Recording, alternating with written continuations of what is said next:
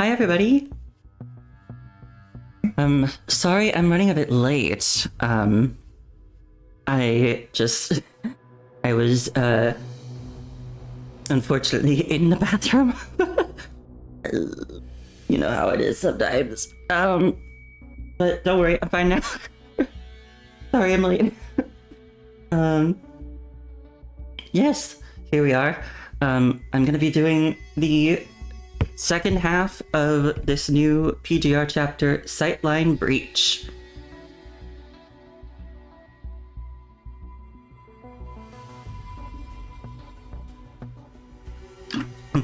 Sorry, just taking a sip of water. So,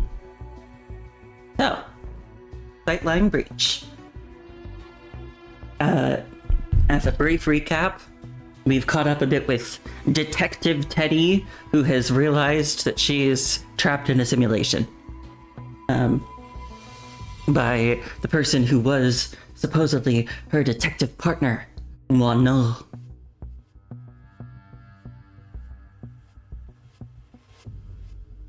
And we also learned that apparently she's been sent on a mission to find a quantum supercomputer that doesn't have an AI like Gestalt does. World of Bliss. Your mission this time? Locate as many quantum supercomputers without AI as possible. Ooh, AI. Not quite in the same way, but you know. It's not well, you know. Having concluded his meeting with Nicola, Hassan placed a call to Teddy's terminal. Teddy, call up Gamer Girl. It didn't connect immediately, and Hassan held the line without a hint of impatience. 20 seconds later, the connection clicked through. President Hassan, how did you get this channel's IP? Her tone was neither respectful nor discourteous. The method isn't important. Teddy, I have a critical mission for you.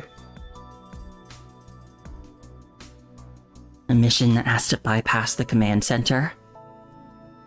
The command center maintains synchronized records. This requires discretion. Why me? The task force is full of elite squads. I'm just an engineering member. I need your specific expertise in cybersecurity. Hassan heard the faint, resigned sigh Teddy let out on the other end of the line. Can't this wait until my new frame is operational? The frame won't make a difference. On the other end of the line, Teddy paused as if contemplating something.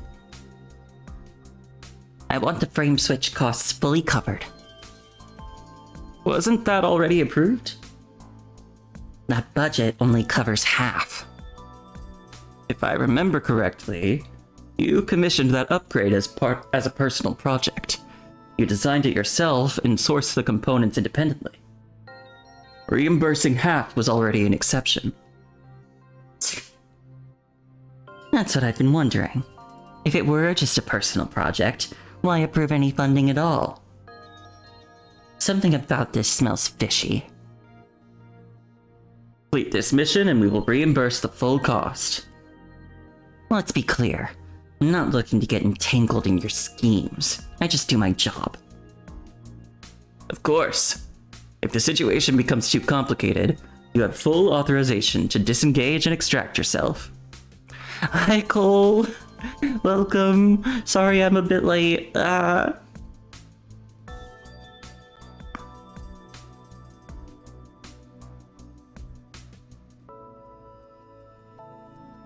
are you? I hope you're having a good day.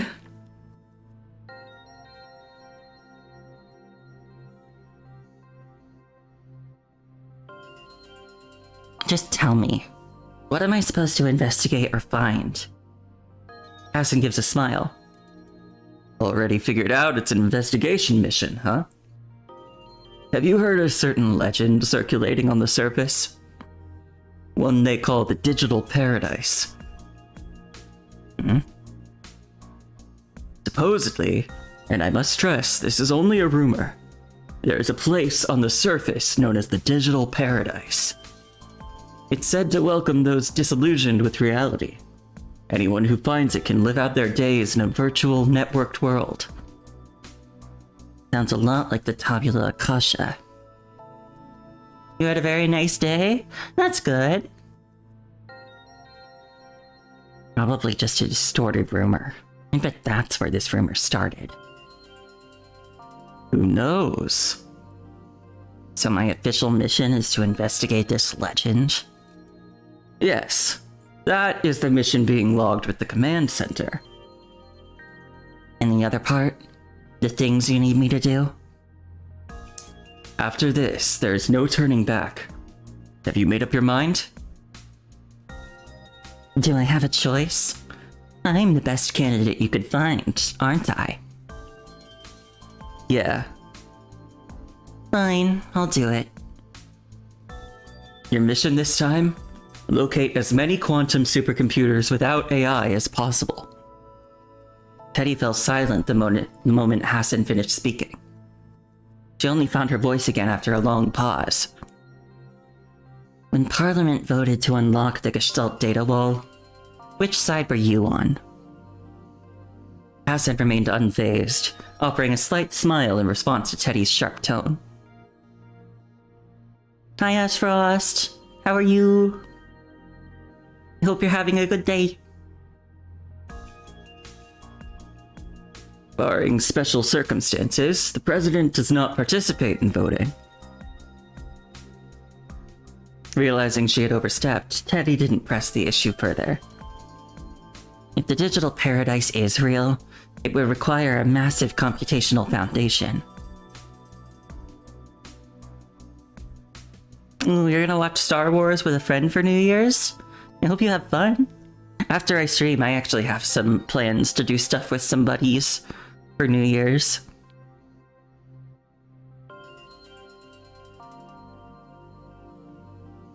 You suspect it's a quantum supercomputer without an AI. Precisely, and your only task is to confirm its existence.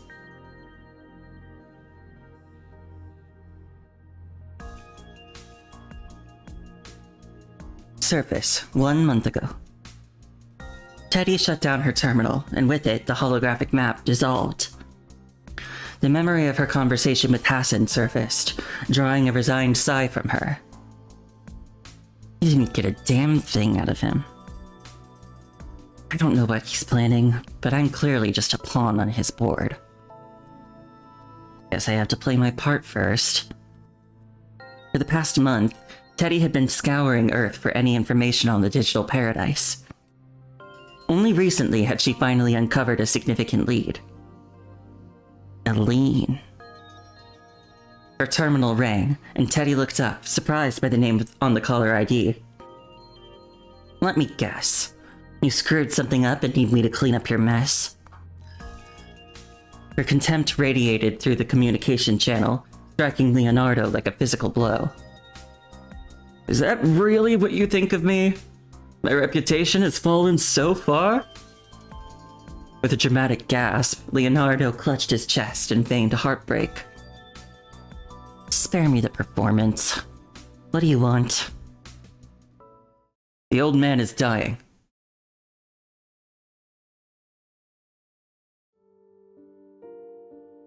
For a moment, the news left Teddy strangely adrift. Should she break out in applause?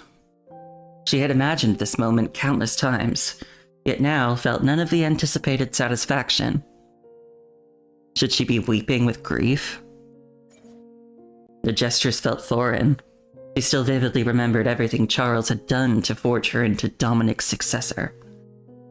But worst of all, Charles initiated Project Herald and sent his own son, Teddy's father, to his death.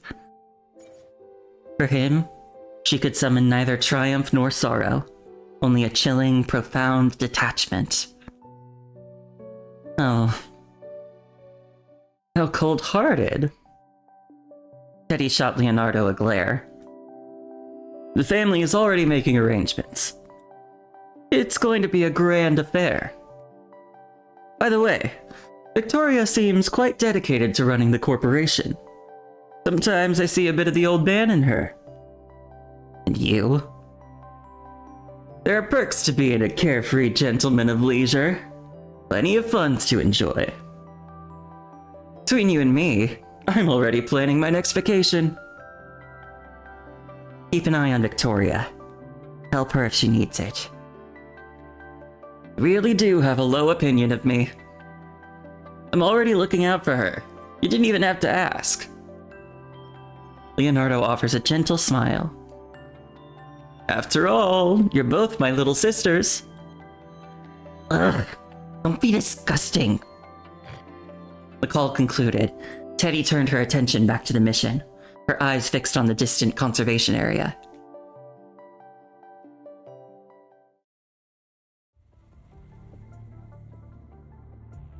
Conservation area, surface.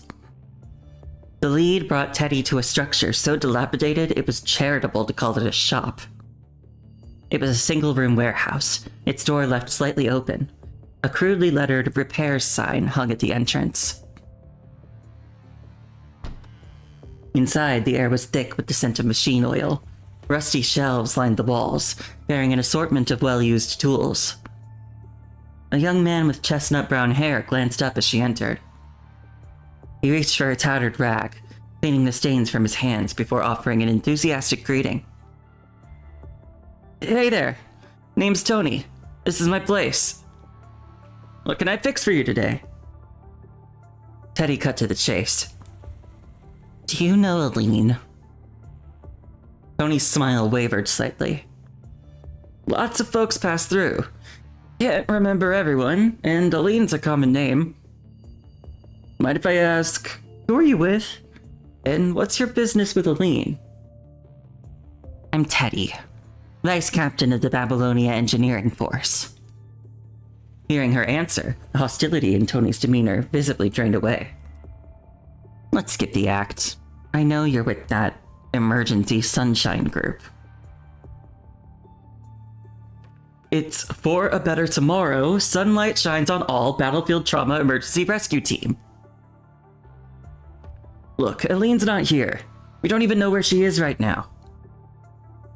Who was she talking to before she left? Tony studied Teddy, a look of understanding crossing his face. You're not really here for Aline, are you? You're trying to find someone else through her. Okay. Tony gestured toward a rickety chair in the store. Take a seat. This whole thing actually started with one of your Babylonia constructs. The Praying Mantis Squad was posted here for a long time in this conservation area. They were good people. One of them, a construct named Moore. Well, Aline fell for him. They even got married. Damn it, his wife is real. Everything was going great. Then, out of nowhere, the punishing virus concentration spiked in the area. The red tide, those hetero creatures. It was a nightmare. A lot of people died. Moore gave his life to protect the place. And Ryan, the kid who was always with Aline, he didn't make it either. So maybe the digital Moore was fake the whole time. And it's actually Aline who's living in the digital world. When did all this happen? Tony answered with unmistakable honesty. After that, Aline just shut down, became a real loner. She started talking to some people from outside the conservation area, and then one day she just left. Maybe she's made a new life for herself somewhere. I hope so, anyway. Tony murmured words he barely believed himself. If you're looking for those people she talked to, you could try heading east.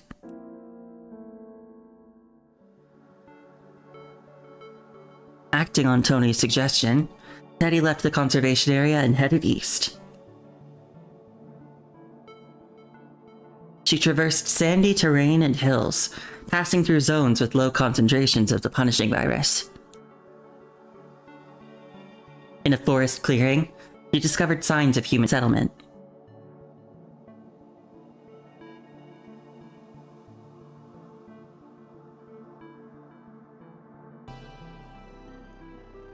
After tailing the group for 3 days, Teddy arrived at a location nestled among the mountains.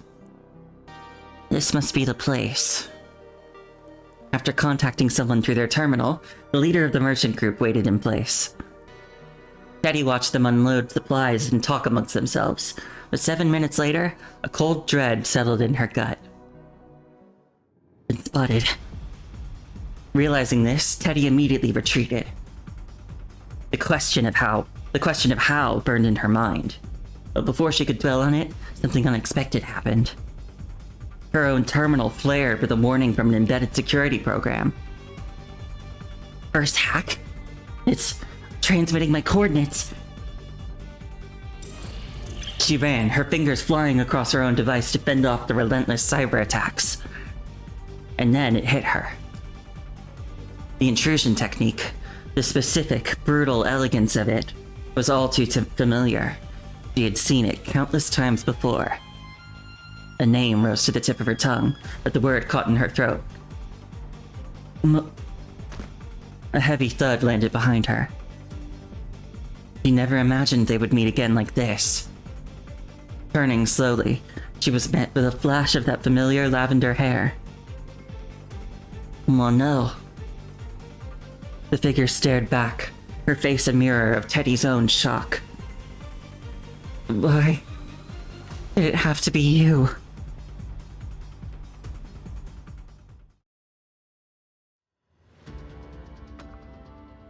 Moore's home, Elysium. She attacked me. Then I woke up here, in Elysium. Teddy finished her story. The battle at the morgue had ended the night before, and this morning, she had knocked on their door. 1 more hour until the new year? Yup. Only 1 more hour left in 2025.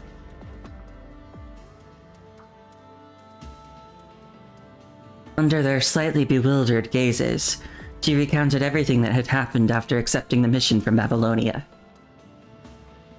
Last night, she attacked me again and rewrote my memories. Once I figured out Christina and Norman were just my memory protection programs, I set a contingency plan in motion.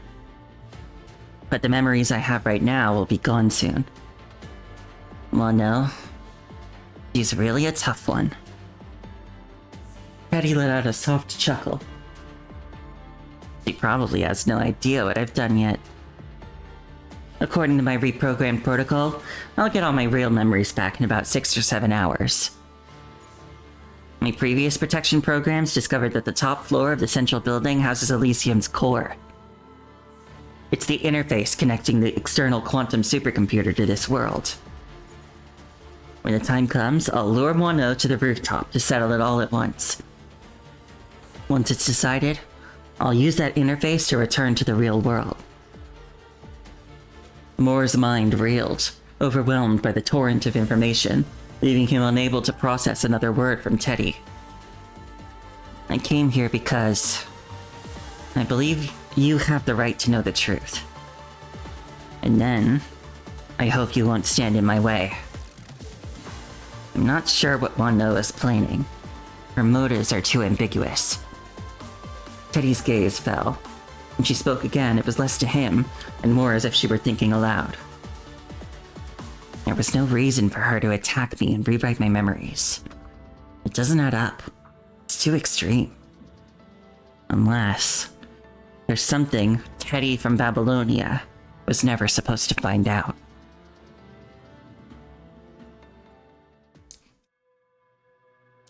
Dun dun dun!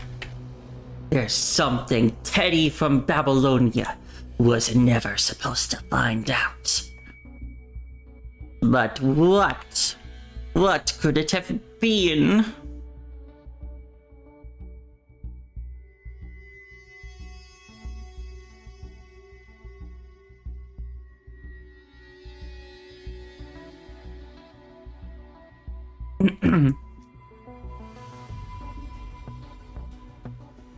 Looking at it, the rest of the chapter actually doesn't seem too long. Truth. Purifying force on duty. Defector, stand down and surrender.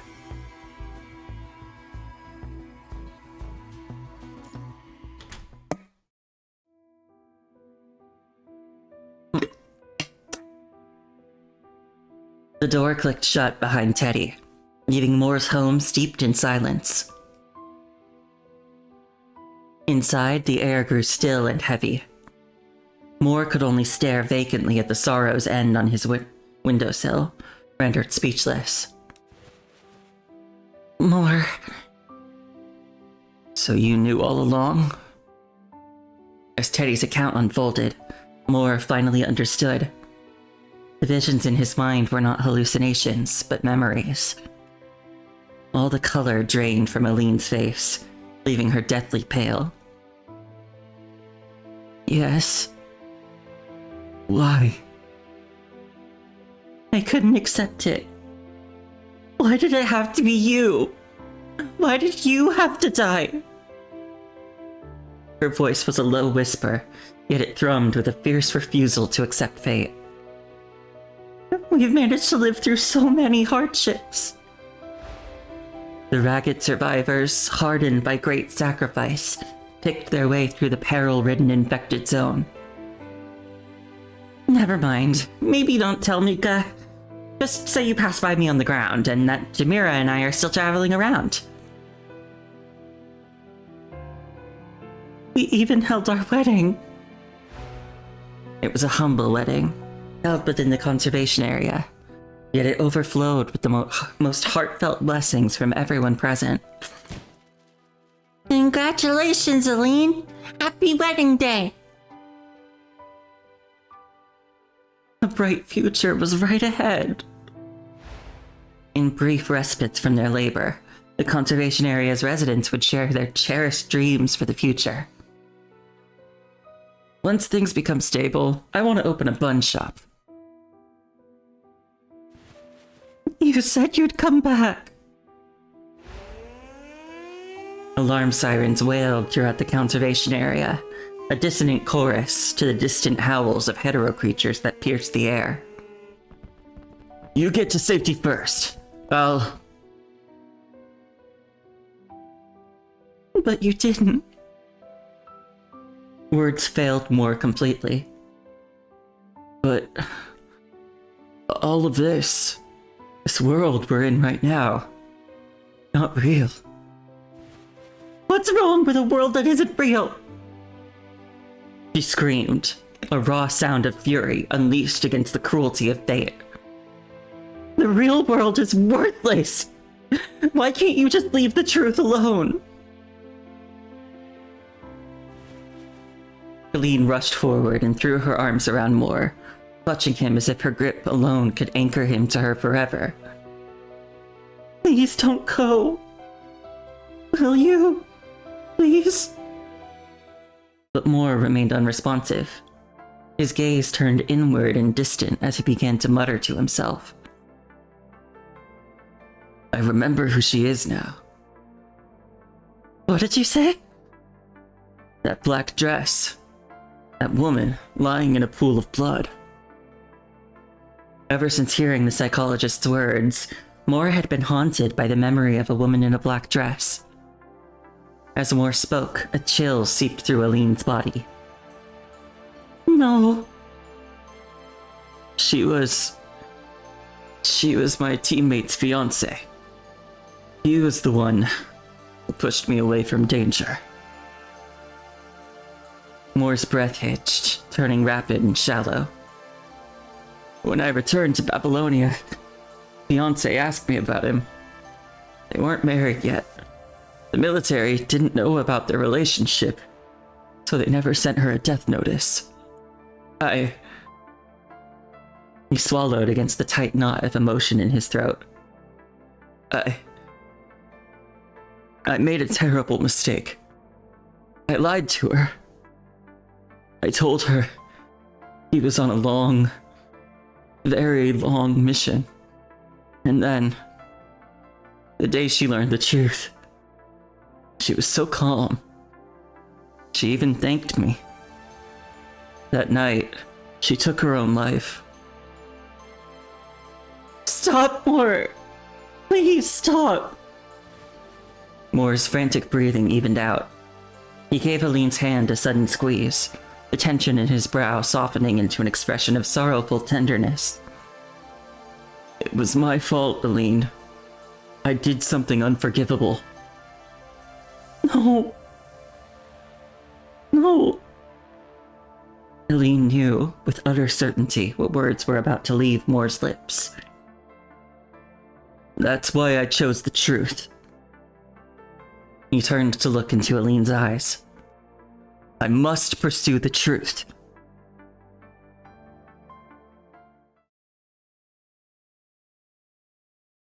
A conservation area. Surface. 3 months ago.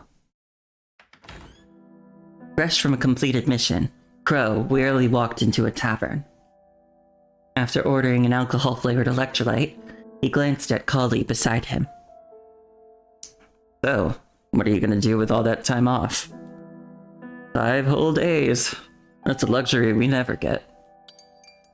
Kali swirled the sparkling water in her glass. Sleep until I forget what day it is. Then some frame maintenance, maybe just curl up with a few novels. Really? Not even gonna step outside? See people? Let someone else have the fun. It's not for me. And you?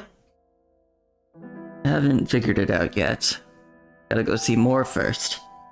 It's time to send his remains back to Babylonia. After that, all that's left is a name on a wall. I can't do it. I just can't face it. Lay some flowers there for me, okay? Crow didn't push the issue. Everyone mourned differently, and Kali clearly preferred to process her grief alone. After finishing his electrolyte drink, he stepped out into the night. The cool air cut through the haze in his head, and for a fleeting instant, Moore was there, standing right beside him. He wore that same goofy smile, but his fiery eyes pierced through Crow with the intensity of a physical wound. Don't look at me like that. The blood and fire of that day came roaring back, a phantom dance of chaos around him. Though Crow's service record marked him as a veteran, death had never felt as intimate as it did then. A bone-deep chill seized him, and for a fleeting moment he surrendered to it, almost welcoming the rip of the hetero creature's claws. But he had lived. Moore had died instead. In the final second, Moore had shoved him to safety. A life for a life. His final expression was lost to Crow, but the memory of his orange-red eyes dimming into nothingness was seared into his mind forever. Damn it. I even promised I'd have your back. Crow remembered the wildflowers Helene had mentioned, the ones that blanketed entire hillsides, the same orange-red as Moore's eyes. What were they called again? Right. Sorrow's End.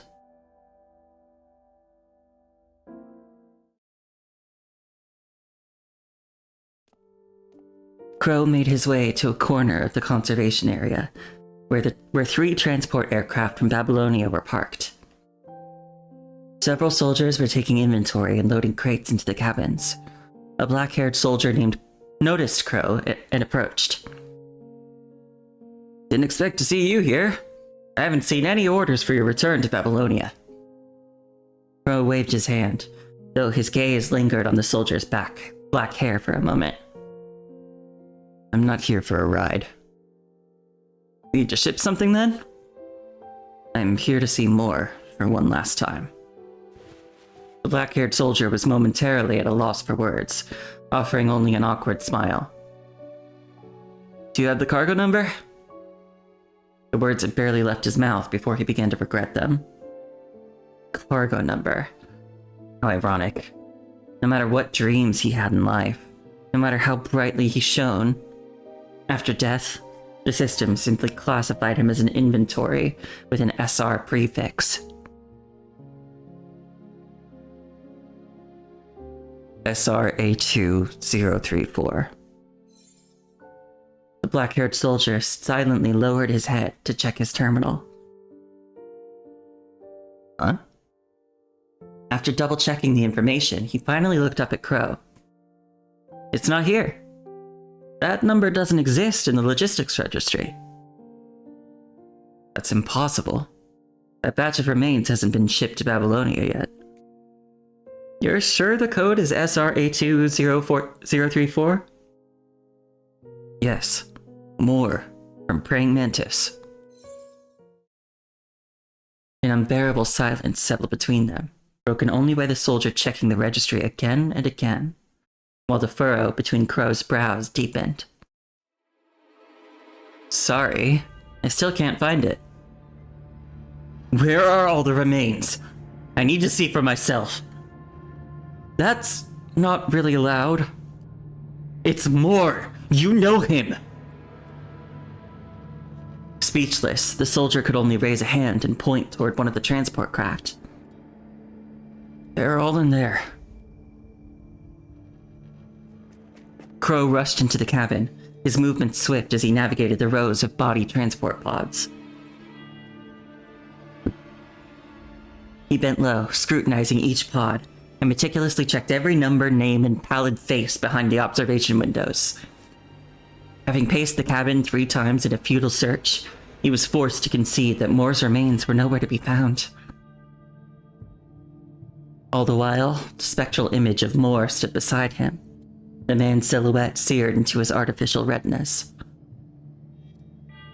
Overwhelmed, Crow stopped in his tracks and pressed his palm over his eyes, desperate to block out the apparition's gaze.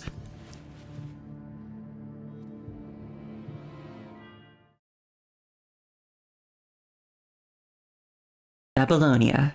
Recently. Crow walked into a secluded archive room. He had been relentlessly investigating the matter ever since Moore's remains disappeared. This is the place. Thanks to his lengthy service record and extensive connections, Crow's investigation had uncovered several leads.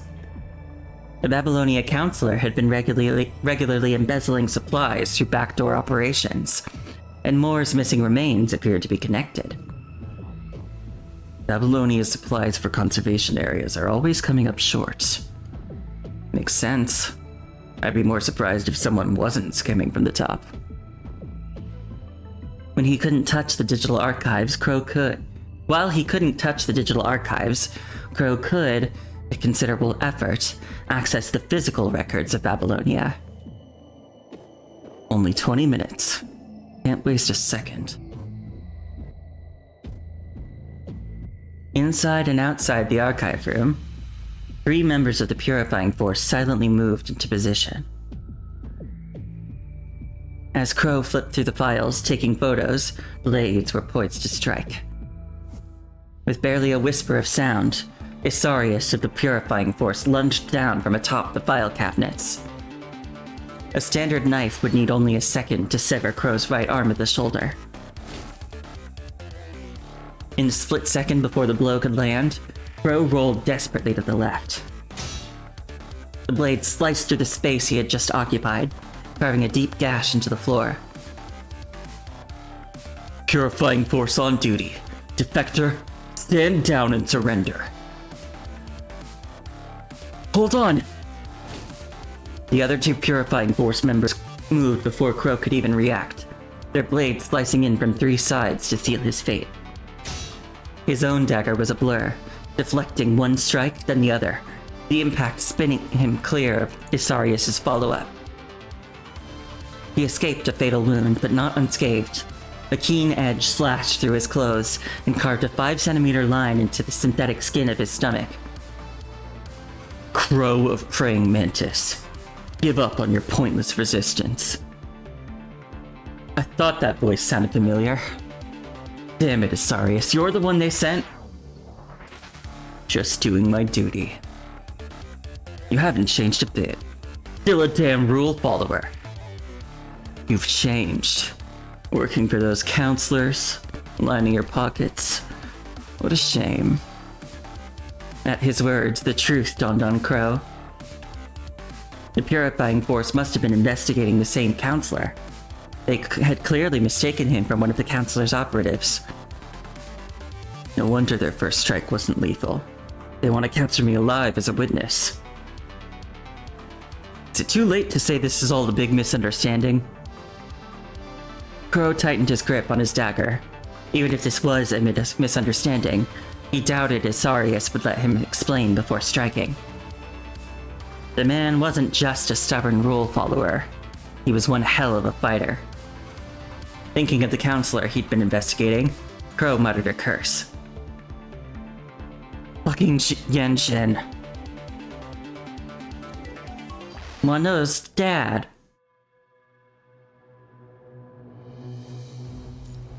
Neural wandering. Invasive brain machine extension applications. A hypothesis. Need more drink.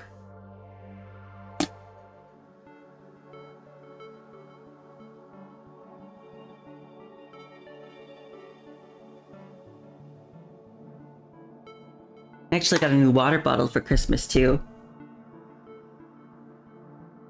It's bigger than the one I had before. And it's got the amount of water marked on the side. It holds 32 ounces of water.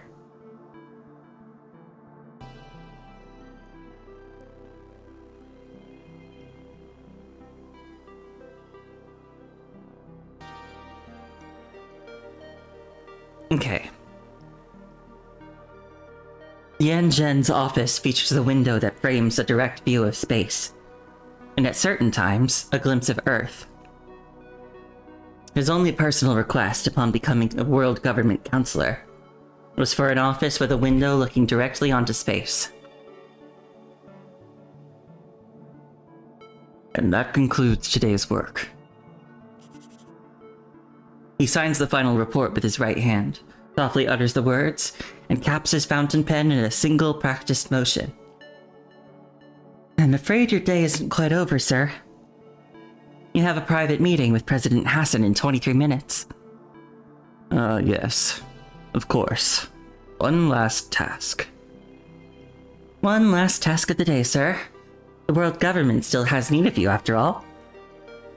Yan-Zhen answers his assistant's flattery with nothing but a faint, non-committal smile. Thank you.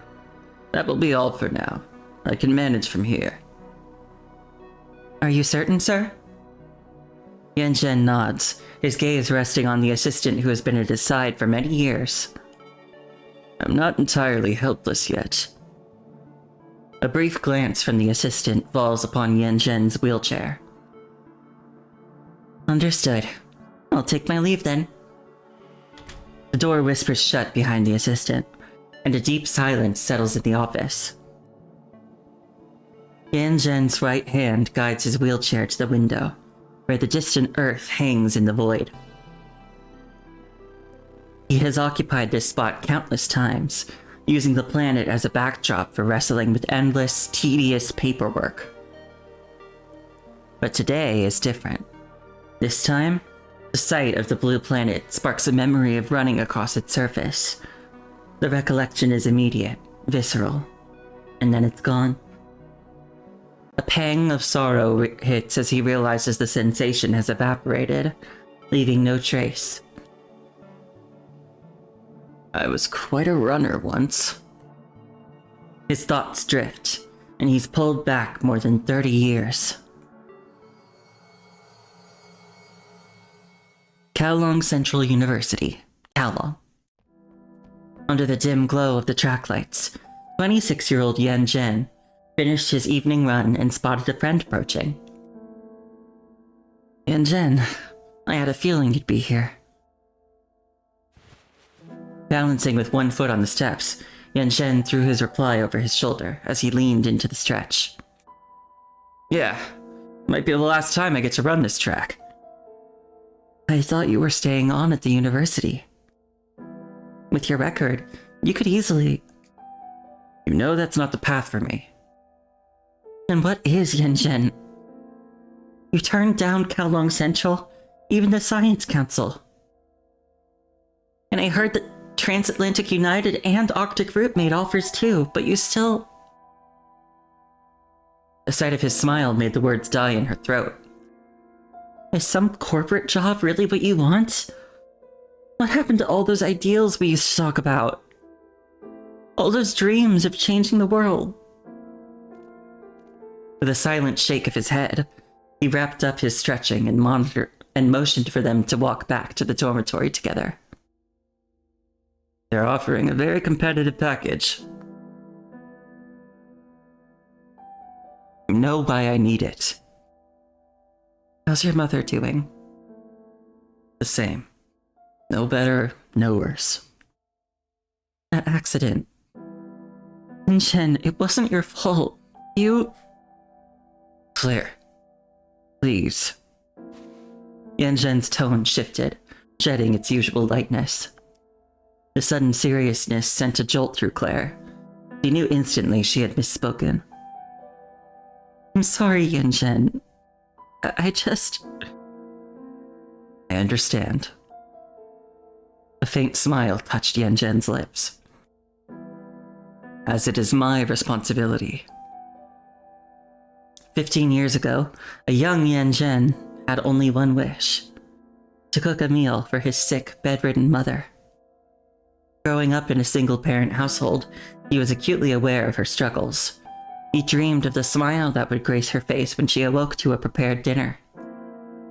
That dream ended in flames and thick smoke. The precise cause had faded from memory. Whether it was faulty wiring or his own childish error, it no longer mattered. His mother managed to drag him from the inferno, but in doing so, she inhaled a toxic dose of smoke. The damage resulted in pulmonary fibrosis, condemning her to a portable oxygen respirator for life. What about you? I heard you accepted the Science Council's offer. I did. The terms were quite compelling. Maybe I'll end up there someday. When I do, I'll be counting on you to show me around. Claire didn't smile at his joke. I will always... Claire. Huh? Look. Yanzhen pointed toward the woods, where a sparrow with broken wings lay crumpled on the leaf-strewn ground, its silent gaze fixed on the sky. He walked over and crouched down, staring at the tiny, motionless body. Life is always so fragile. Claire remained where she was, silently observing the black-haired young man. She was struck, as she often was, by the inscrutable sadness that clung to his gentle, scholarly soul.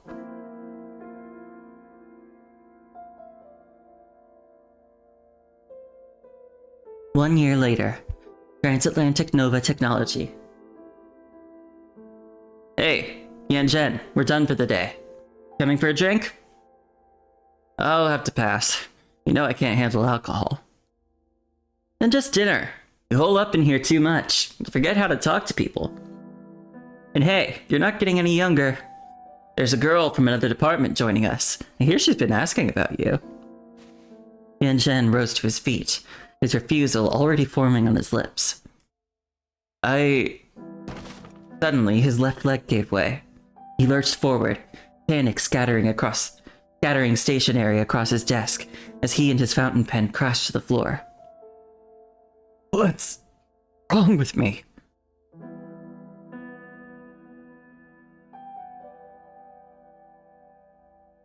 Diagnosis is amyotrophic lateral sclerosis, ALS. I know this is difficult to process, but with current treatments, we can effectively manage the symptoms. With consistent medication, patients can maintain a good quality of life for up to 30 years. Up to? Every case is unique. The record is 30 years. And the average? About 20. Got it. Yan had no memory of leaving the hospital. He was only jolted back to awareness by the ring of his terminal, finding himself already at the entrance. An unknown number glowed on the screen. Hello, am I speaking with Mr. Yan Zhen? This is the Chuanyang Police Department. A visceral pressure clenched around his heart. Yes? What is it? I'm sorry to inform you, but your mother was involved in a traffic accident earlier today.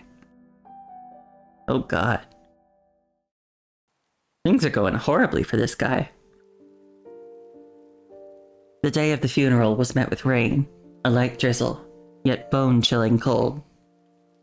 Yan Zhen had handled every detail alone, yet it was only in this moment, facing the fresh gravestone, that the truth finally settled in his bones. He was utterly alone. The service was sparsely attended, a mere handful of faces. Then Yan Zhen never had many friends. As the ceremony ended, a small crowd drifted away, leaving just Yan Zhen and Claire in the damp silence. Zhen. Just one more year. One more year, and I would have saved enough for her surgery. But I'd finally give her a life without the oxygen mask. A normal life.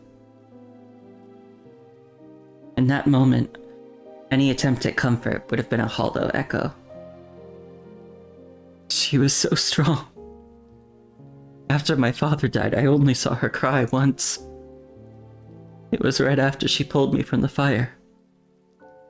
I could never be that strong. Whenever the other kids picked on me, to run home in tears. I still remember the nickname those boys gave me. Crybaby Yan Zhen. I'd cry when I fell down, cry during sad movies, cry just thinking about my father. My mother told me it was a good thing. She said it meant I had a gentle heart. So why? Why is it that now I can't cry at all? Claire held Yan Zhen tightly, as if she could dissolve his sorrow by melting into him.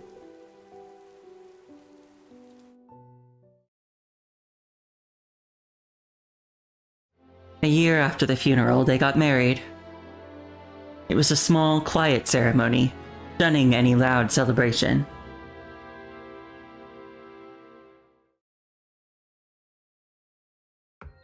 Only 3 days later, an unexpected visitor came knocking at their door. Hello, Dr. Yan Zhen. Military? No, not exactly. A politician?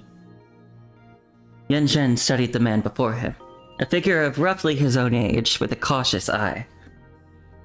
Whatever your purpose is, I'm not currently interested in any offers. Enrolled at Transatlantic United University at 17, graduated at 70 to enter the Arctic Route Harbor College. At 23, you declined their invitation for Kowloon, where you earned your doctorate in neuroscience from Kowloon Central by 26. You also managed to complete a second master's in computer science while you were there. Am I correct? I must say, it's a truly remarkable record for a 26-year-old. That's all public information.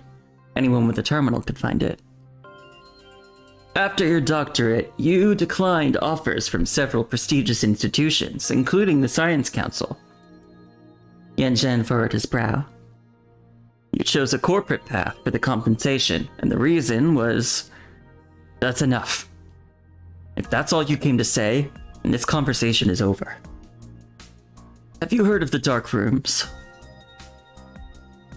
Yan Zhen froze for a moment. Of course he had heard of them. The world government, driven by self-interest, had established the Dark Rooms to operate outside the Science Council's jurisdiction. There, unlike the stubbornly independent Science Council, every research direction was entirely under the government's authority. The dark rooms weren't a complete secret to the academic world, but their crucial details, their number, locations, and projects, were known only to a handful of officials, even within the world government itself. Are you with the world government? Let's just say I'm a messenger. Whose messenger? President Trillard's. After a moment of surprised hesitation, Yan Zhen moved aside, making room for his visitor to come in.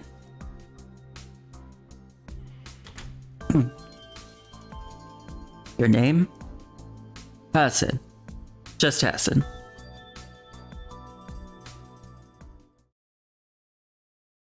The third dark room. Though he had never set foot inside the Science Council headquarters, Yan Zhen had built a vivid picture of it in his mind from countless stories. He envisioned the magnificent building with its massive stone carvings, like an eternal flame, and the great relief hanging overhead, marking the facility as their era's own Academy of Athens.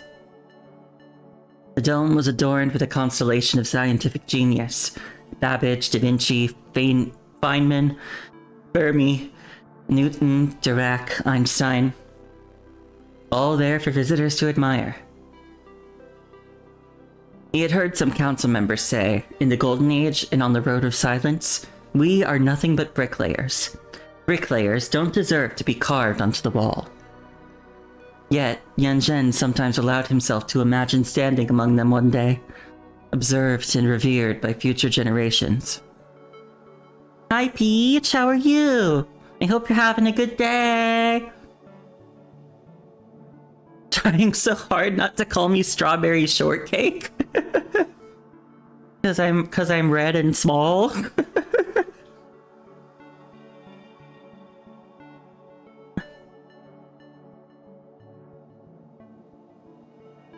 In stark contrast to the council's symbolic grandeur, the interior of the third dark room was all cold, somber steel, save for a single world government emblem.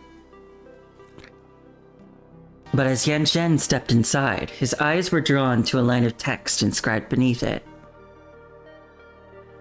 We are to build a world for all. He stood transfixed by the words, until Hassan's voice came from behind him.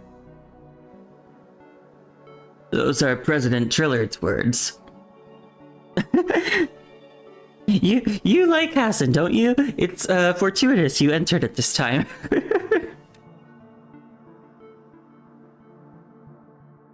Trillard. What kind of man is he? Hassan paused to consider for a moment. Ordinary. In the best way possible.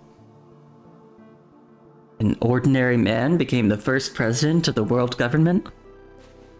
Hassan extended his right hand to Yan Zhen, gesturing for a handshake. Of course, Doctor. This is a world where anyone can contribute, including you. After a moment's hesitation, Yan Zhen took Hassan's hand. Dr. Yan Zhen, welcome to joining us in building a better world. Beneath the towering world government emblem, their paths began to converge.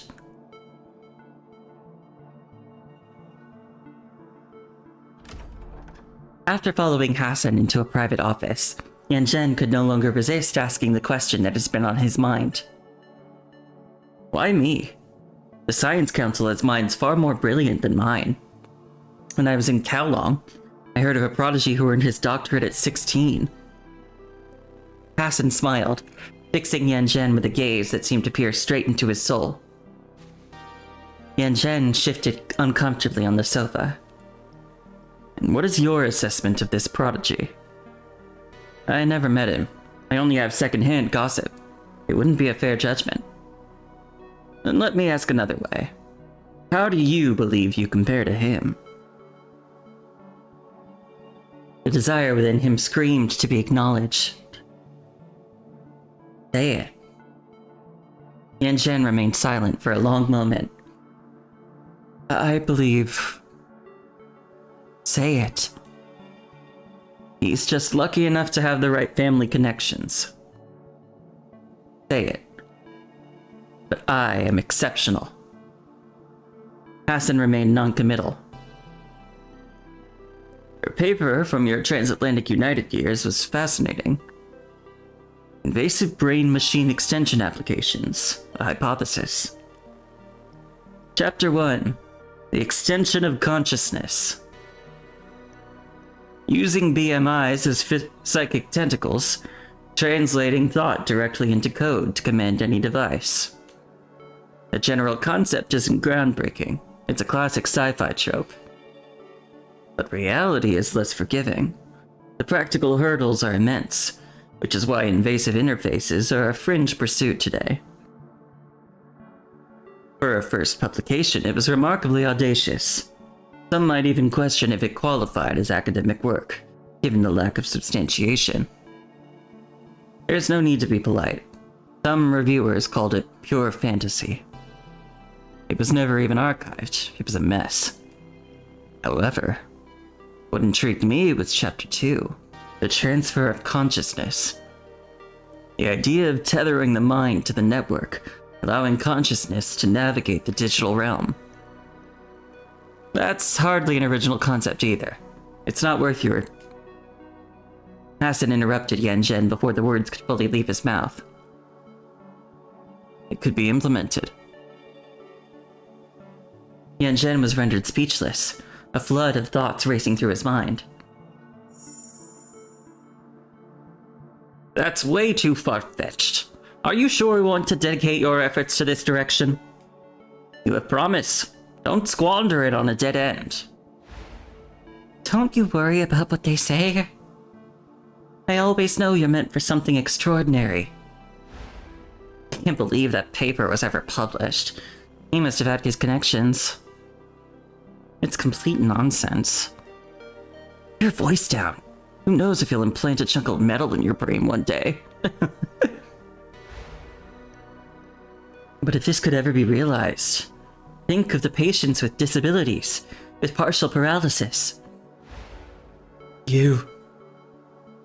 Have you seen empirical evidence? No, I didn't.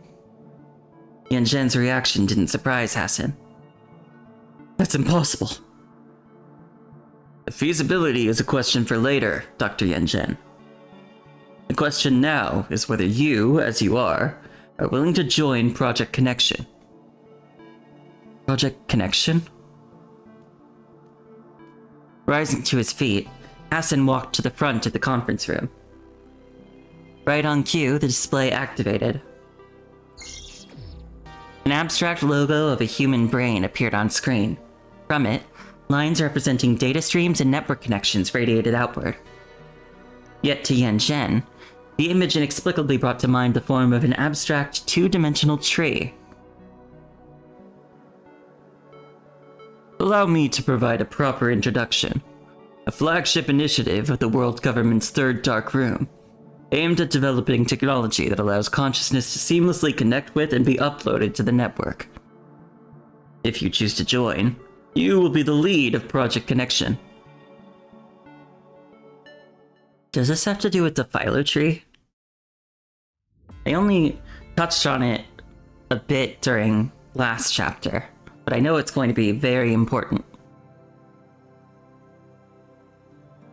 Yan Zhen turns his gaze away from Earth, a hint of stiffness in his neck as he raises his right hand to massage it.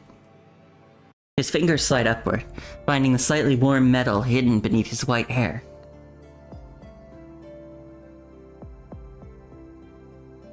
Not every clandestine encounter has the power to change the world.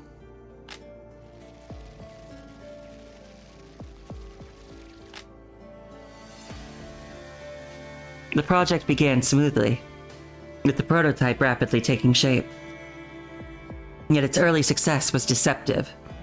While the system managed to connect consciousness to the network, the process inflicted severe physical damage to the test subjects. Only a single volunteer from the first batch survived, and even he was pronounced dead after 26 hours in the emergency room.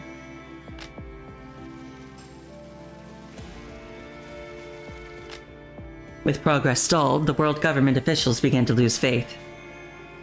Final blow came when a rival breakthrough in consciousness digitalization from the construct tech emerged, prompting them to terminate Project Connection entirely.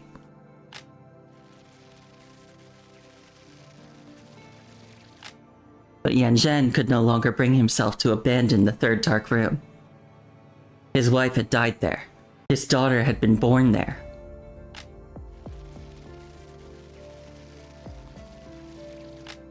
Within its walls lay hundreds of volunteers from around the globe. Patients with ALS, persistent vegetative states, and catastrophic neurological damage. Their physical forms were prisons, their conditions deemed nearly untreatable.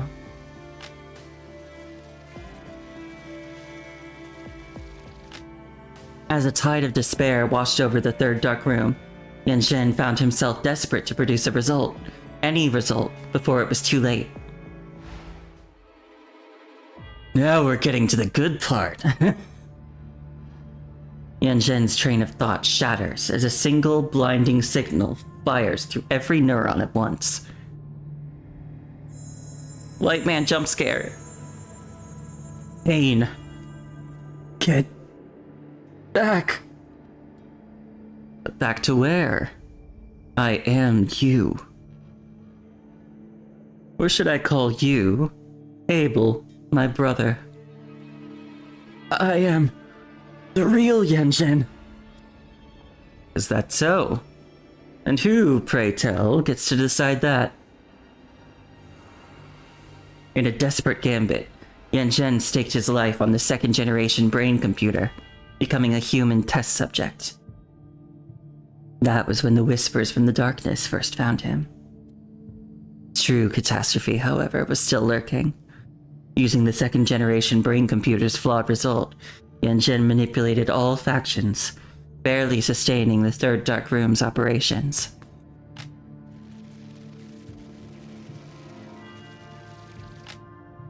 His pleas reached countless companies and organizations, and his persistence was finally met with a token offer from the Norman Mining Corp. The memory of that day remains sharp. As he practically groveled during a presentation of Project Connection, he saw young Edward with Charles in the audience. The profound pity in the young man's eyes revealed the humiliating truth of their help.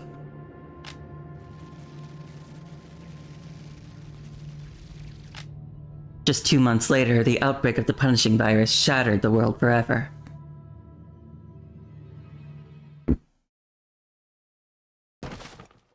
Those dishonest Normans.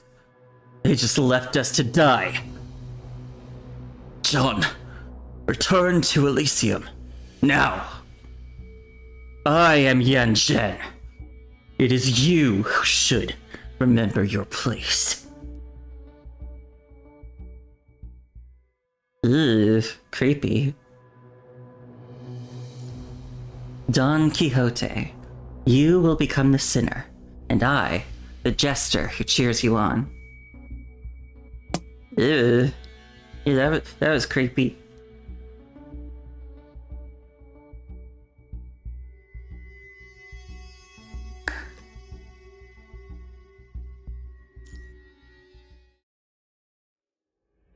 Residential District, Babylonia. Nicola wakes with an unsettling premonition that lingers all morning. Luke is already aboard the transport returning from Conservation Area 368. The mission report sent to Nicola's terminal. Is that the one from last chapter? Where I was sent with Liv? Illinois. Yeah, it was. In other words, they purposefully sent Colm LeBrant onto Babylonia. But why? Driven by the needle-sharp premonition of danger, Nicola quickens his pace, hurrying toward Colm LeBrant's location.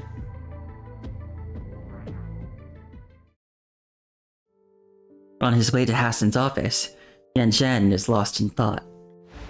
His mind drifts through the ghosts of the third dark room, the hundreds of volunteers, the long hours beside Moineau's sterile chamber, a mosaic of faded memories. Yet it always sharpens to a single searing point.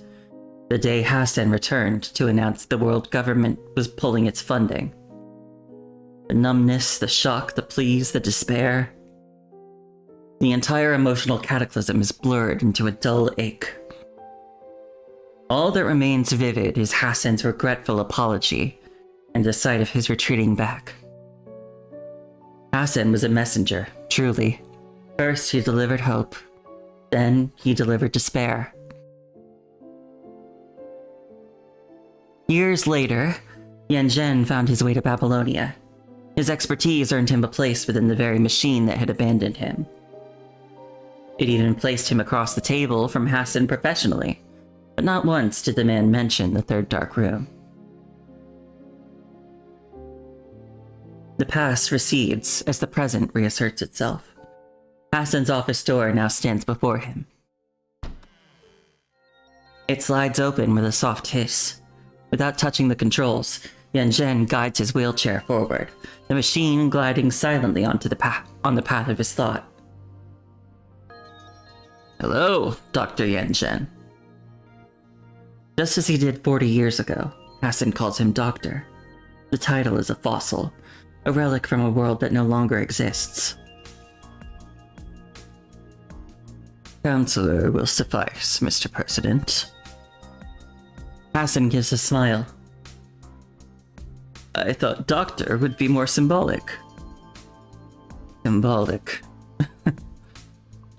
The nearby coffee machine sputters to life. Yanzhen accepts a cup and takes a slow, deliberate sip. The same beans as before. Though the acidity is much sharper now. These are not the best of times. Yanzhen remains non-committal. For certain people in Babylonia, I imagine life continues unchanged. Is that what you believe? I've done a great deal of thinking over the years. What happened then cannot be laid solely at Trillard's feet, or yours. The Parliament is a tapestry of conflicting interests. Progress was always an uphill battle. Corono, Earth loyalists like you and Nicola, the Voyagers, the emerging space generation, those upstarts from FOS, not to mention the short-sighted opportunists. It was impossible. Just impossible. I imagine your position was not an easy one either. We always find a way through hardship. Ever the optimist, aren't you? Hassan opens his mouth to speak, only to be cut short. But at what cost, Hassan? Yanzhen's gaze looks... Sorry. Yanzhen's gaze looks straight through Hassan, fixed on a distant, invisible point. His voice is a blend of weary acceptance and the faint, sharp edge of old resentment. Why did it have to be you who came to the dark room to tell me the project was cancelled? And yet, you were the one who first offered me that hope. Hassan, is this broken world the future you envisioned when you abandoned the one I was fighting for? Tell me. Yanzhen produces a standard issue handgun from his coat. He raises the dark barrel toward Hassan, his own eyes just as hollow. Are you sure this is the path you want to take?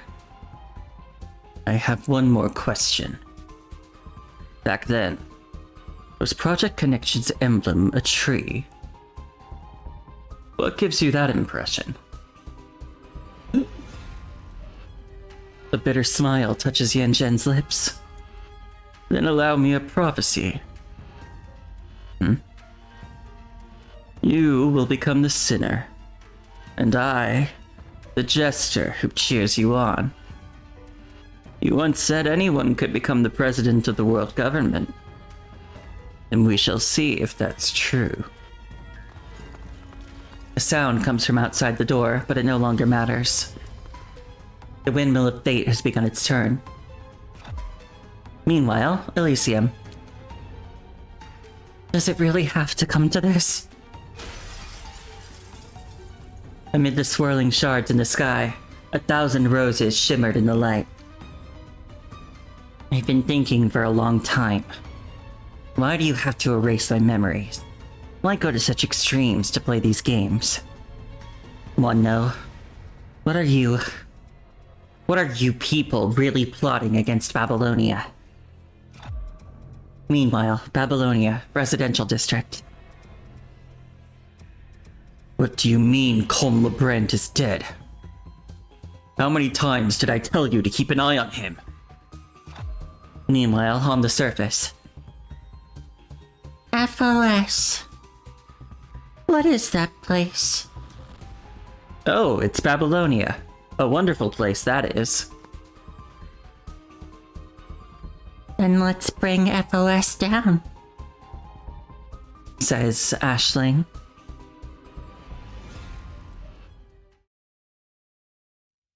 In the summer of 2155, Hassan and Yanzhen shook hands beneath the emblem of the world government. They were idealists then, proclaiming that they were to build a world for all. Now, years later, a bullet fires from the gun in Yanzhen's right hand.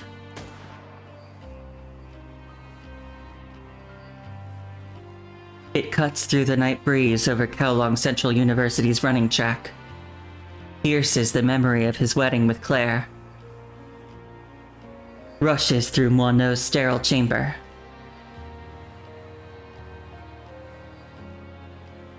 and shoots through Hassan's body.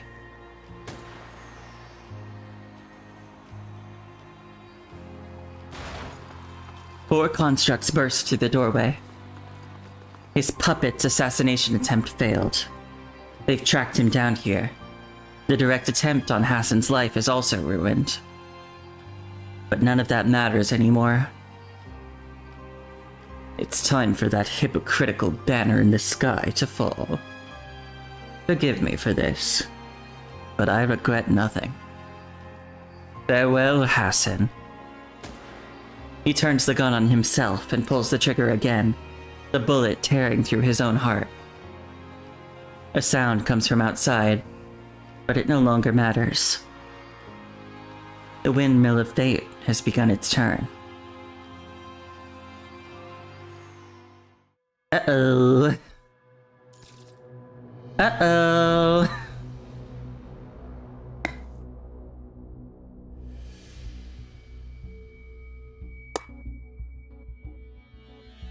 That was kind of one thing I was wondering about. Like, I knew at the end of last chapter, we saw Babylonia start falling from the sky. And since we were going into this chapter, I was like, this is weird, because it feels pretty unconnected to what just happened. I guess it was more connected than I thought.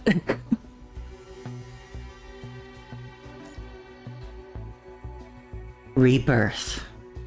I am the green-eyed demon. I am the sixth sin. I am John Doe. I am envy.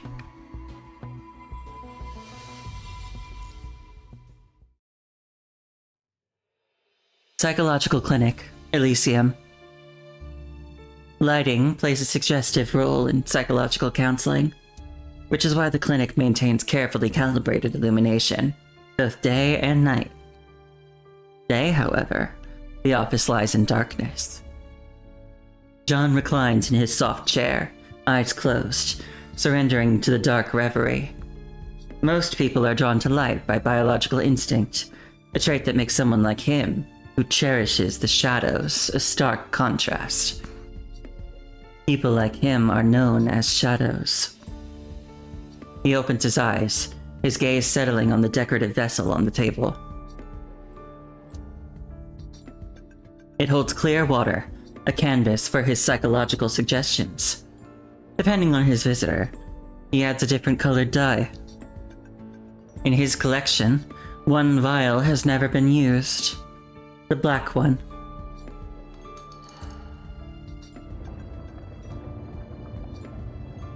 Now he breaks its seal and pours the ink-dark dye into the water without hesitation. Clarity vanishes, swallowed in an instant by a spreading darkness that merges with the shadows in the room. And with him.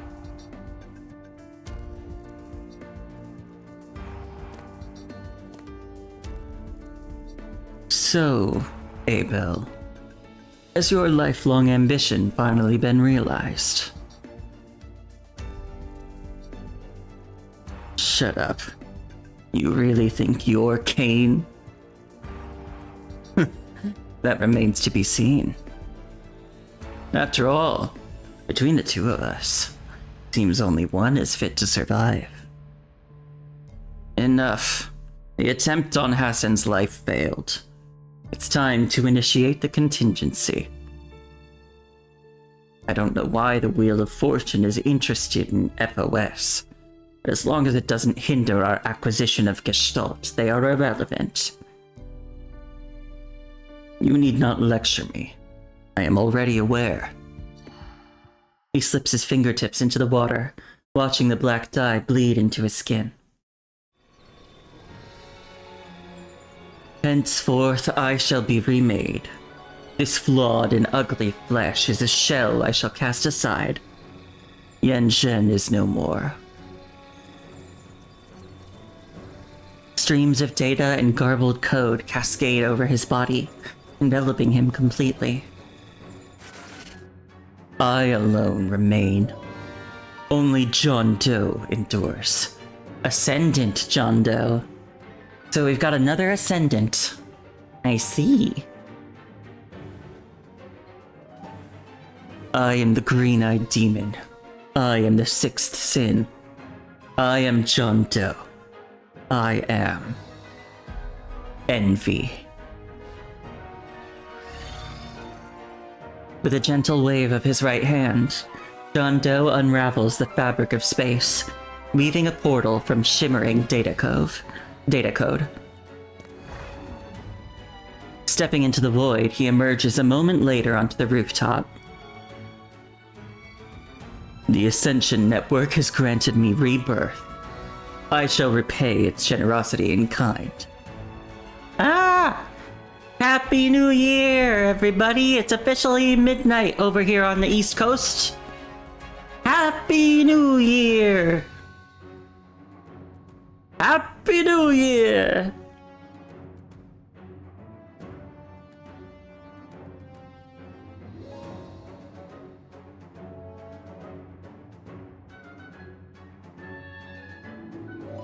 Happy New Year! Yay! 2026! May it be better than 2025! Oh. Wahoo! Oh, oops. I made a mistake.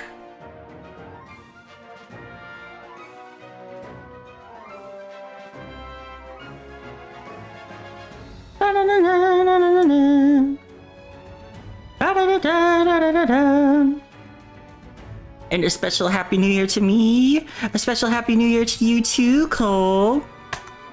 Happy New Year.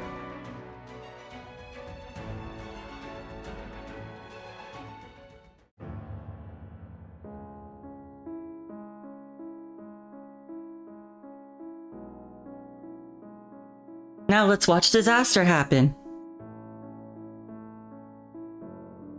His hands dance through the void as if playing an invisible piano. With every phantom keystroke, several corrupted materialize on the distant streets.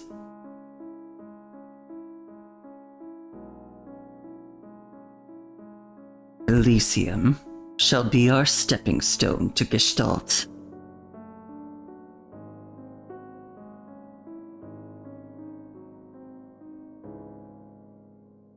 Below, the constellation of city lights bleeds into a solid, ominous crimson. And then, this entire world will become shadows, just like us. A carnival of darkness awaits.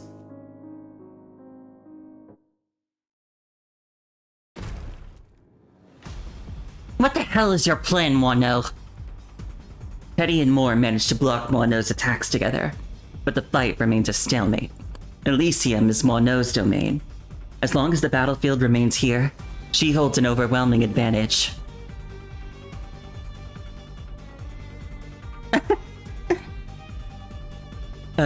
Happy New Year to you too, Peach! The guy from earlier with the white suit and the beard is... hot? What's his name? I guess he's got two names, Yen Zhen and John Doe. And if you just saw that guy in like the weird green glowy armor, that's him too. He would appear to be quite evil.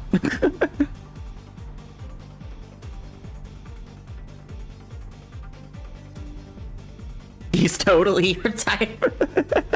You don't care if he's evil? Okay. I mean, okay.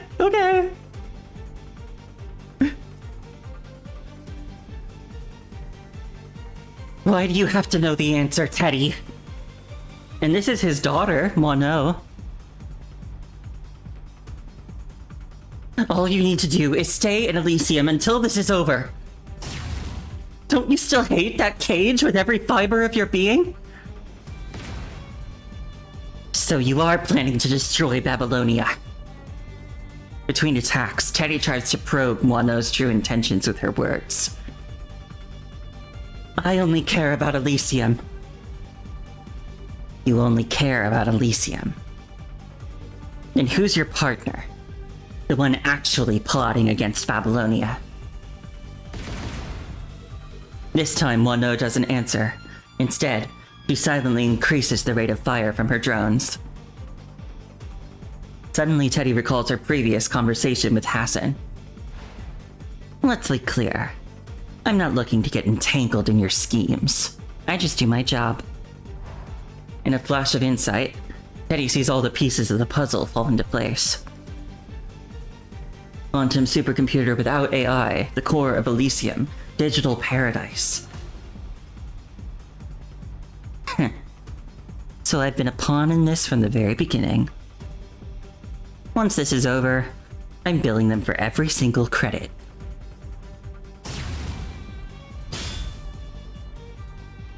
Teddy twists sideways to avoid a beam fired from a drone, while Moore lunges forward, swinging his blade at Wano, only to be blocked by two drones crossing in a defensive formation. The attack fails, and Moore falls back to Teddy's side. This fight between us is pointless.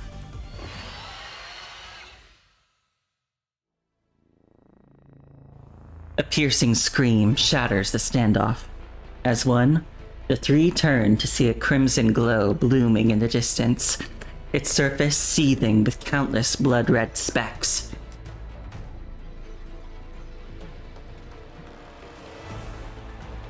The city's artificial silence is ripped away as sleeping residents awaken and flee.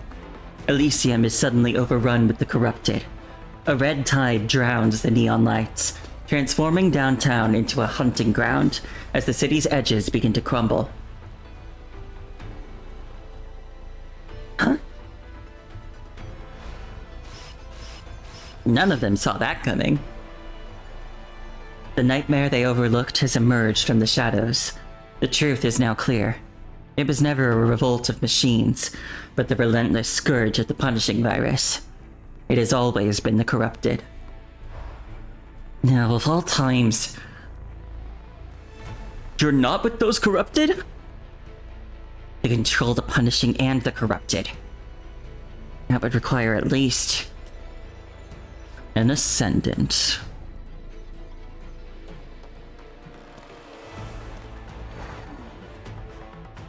Although, getting a second look at it, I guess that's not actually armor. That's just his body. He's probably a construct himself. Either a construct or like an AI mechanoid created from Yen Zhen's original consciousness.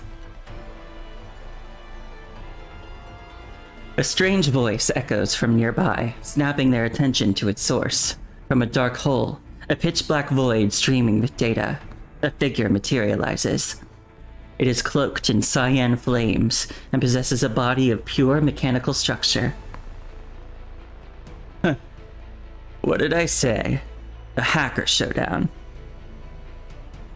Hi, Neil. Doing your Happy New Year's rounds. Thank you. Happy New Year to you too. I'm glad to have met you this year too. I know you said you have plans this new year, so I hope you have fun with the rest of your plans. Bye-bye. Have a good year. The Ascendant turns to Moore. It's been a while, Inspector. Oh, but perhaps you recognize this form better. A torrent of data and garbled code cascades over the Ascendant, and within the digital deluge, his form contorts into the familiar form of John, the psychologist. Yeah, see you, Neo. Have fun with your friends.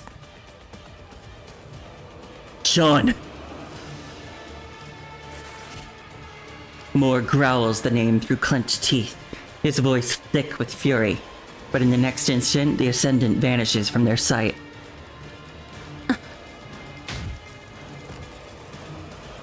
A tremendous force slams into Moore from behind, catapulting him through the air.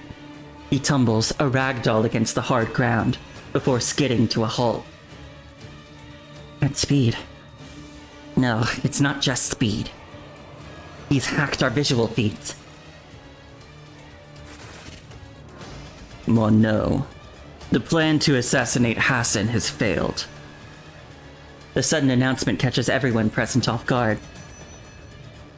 So this is what you've been plotting. What have you done to my father? The Ascendant's gaze slides past Teddy and locks onto Moineau. Yen-Shen. His form shifts again, and he looks up at Moineau from a wheelchair. Oh no. Help me. You.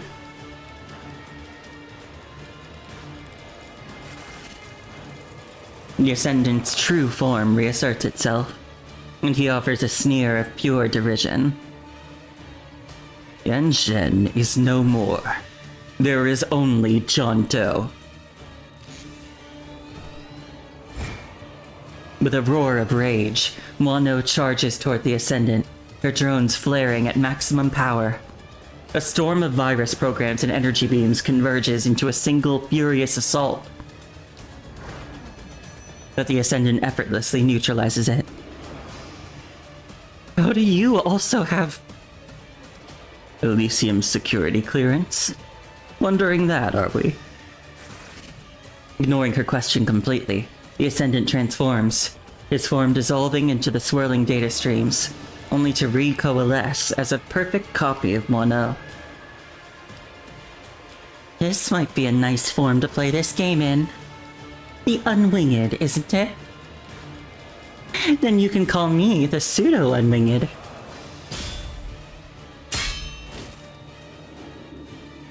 Moore rushes into the fray, but after a few brief exchanges, he is brutally driven back. You're merely a walking corpse. Your very existence is only possible because of my creation. Not only are you ungrateful, but you dare to raise a blade against your creator? Pathetic. Outside this world, you are nothing but a cold, lifeless body. Just cut the crap.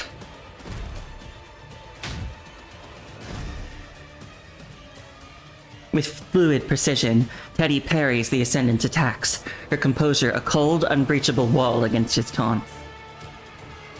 Oh, and you? Still curious about what's happening in Babylonia? I've lifted the information blackout. See for yourself. Instantly, Teddy registers the cacophony, a flood of alarm sirens and panic comms traffic. This is the reality of Babylonia's current state. Warning. Orbital height fluctuation. Warning. High concentration of punishing virus detected. Please proceed immediately to the nearest evacuation vessel. Warning. Babylonia's main propulsion engines have been locked down. Every alarm screams the same truth. Babylonia is plummeting toward Earth. How is this possible? In the heart of that frozen moment, the Ascendant rematerializes behind Teddy. With a single brutal thrust, his arm erupts from her chest. Teddy! No, Teddy! Paradiso, Canto 3. Summon me with thine own flesh.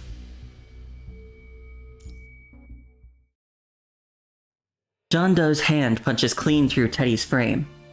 As vital fluid streams from the wound, Moineau lunges forward, driving their enemy back with a furious assault, while Moore hauls Teddy to safety. How bad is it? Just frame damage. A quick patch would normally fix it.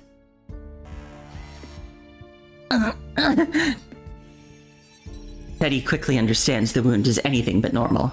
A strange invasive matter festers at the point of impact, seeping into her systems and spreading like a virus.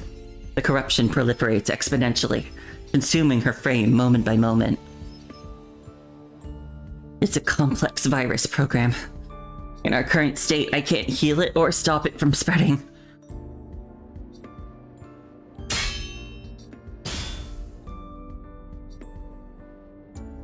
As Teddy watches Moineau battle John Doe, a cold realization sets in. Their current strategy is a path to defeat. To survive, they must quickly find a countermeasure, an asset or an ally capable of confronting John Doe, like Teddy's new frame! The core of Elysium. Moore, you and Moineau need to keep him busy. Leave it to us. Without another word, Moore charges into the fray, joining Moineau against John Doe.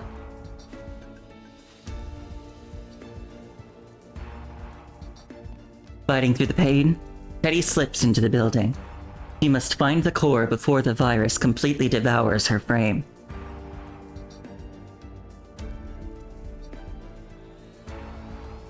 The interior is a tomb, shrouded in an absolute darkness that the chaos outside has created.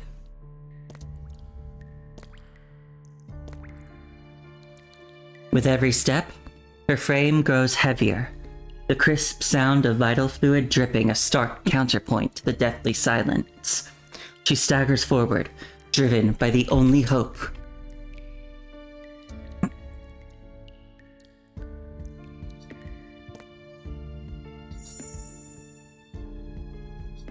Found it.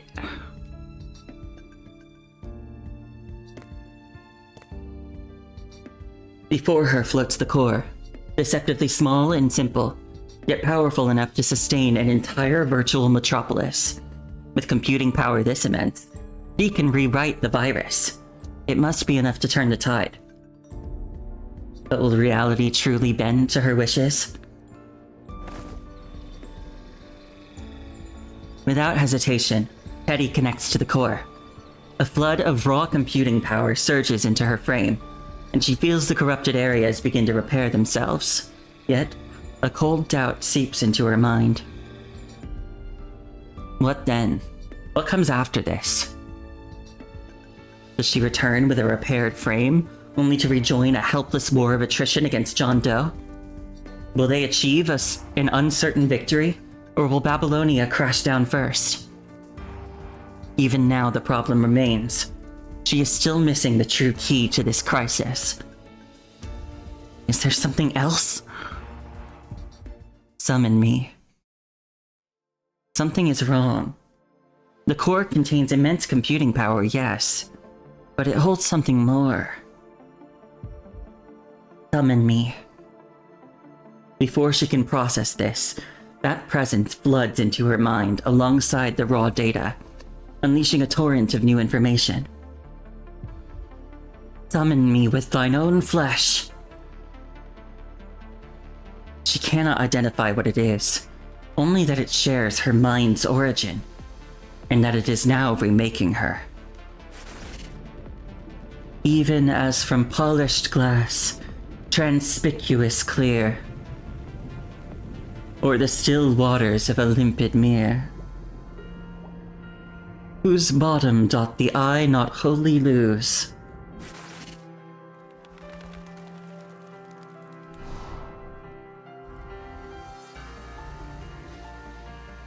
Her consciousness drifts between contradictory extremes, one moment light as a feather, the next bearing the weight of mountains. She is adrift in a sea of paradox. Come, see.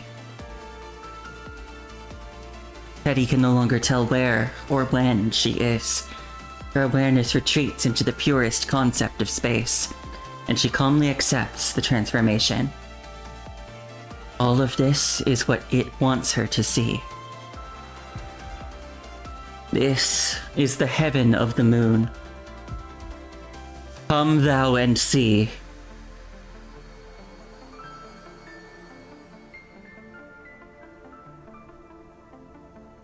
She sees mud pile into mountains.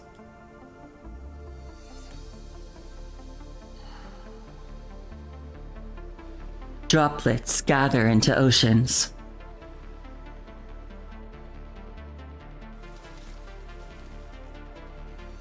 She watches seeds grow into towering trees. And life give rise to civilization. She witnesses every foundational line of code beneath Elysium, then watches as her own frame splays open like a biological dissection, every component laid bare. This is not the whole of what constitutes her, though it shows her more.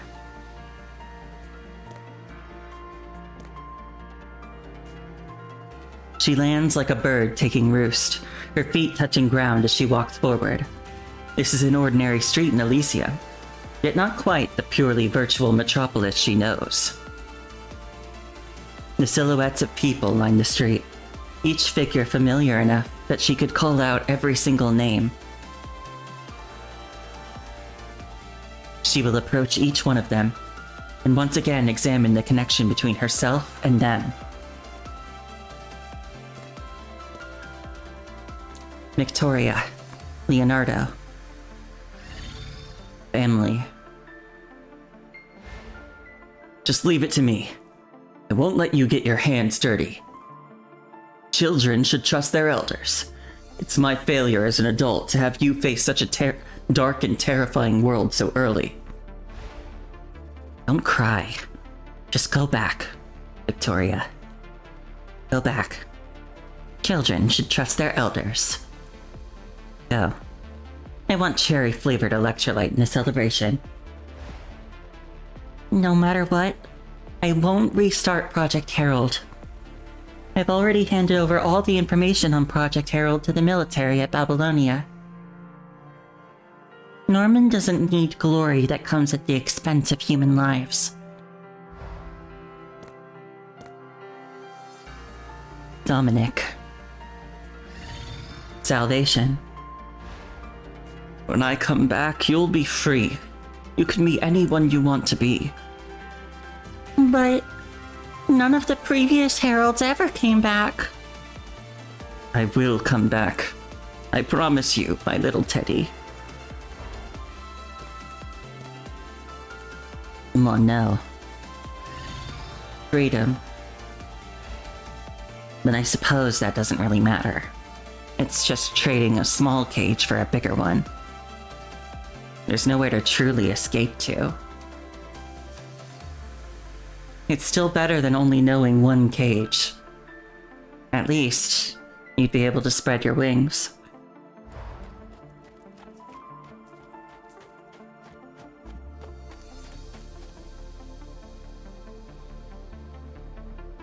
Not one of them tries to hold her back.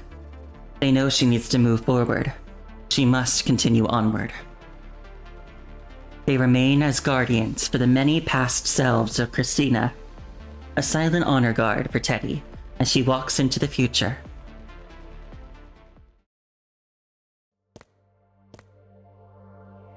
In the end, Teddy reaches the end of the road alone.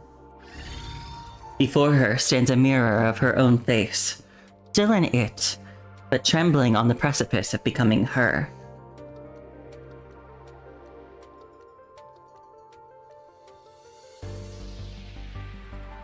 So this is what you wanted me to see. This is your power. This power was never mine. I am only a vacancy, an identity waiting to be filled, and you are the one who stands at the threshold. What is the purpose of this vacancy? Foundation. What I've shown you is both foundation and falsehood. You must become truth. I too wish you can become truth. To become a Sephira. Isn't that like a word for like angel or something? It's something.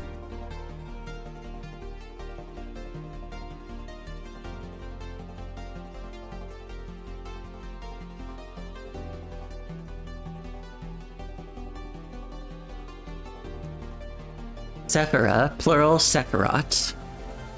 Channels of divine creative life force or consciousness through which the unknowable divine essence is revealed to mankind.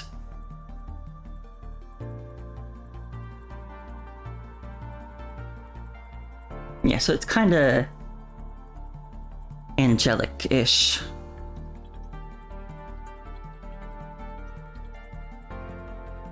You have seen the path that led you here. Now, the possibilities are in your hands. You can build your own tower. A tower that leads to hope.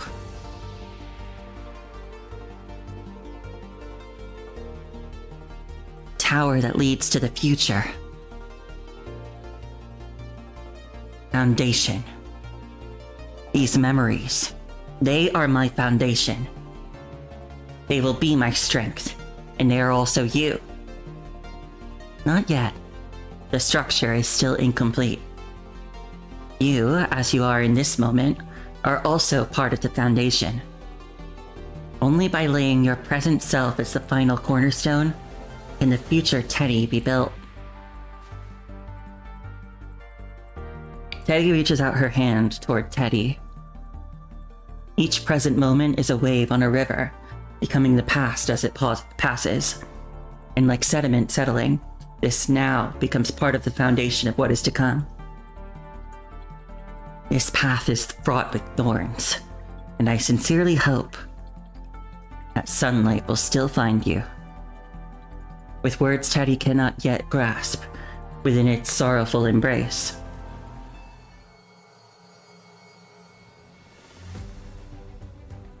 They merge. Consciousness flows toward the future, pouring into its newest vessel. She is now the brand new Teddy. And in this moment, everything becomes clear.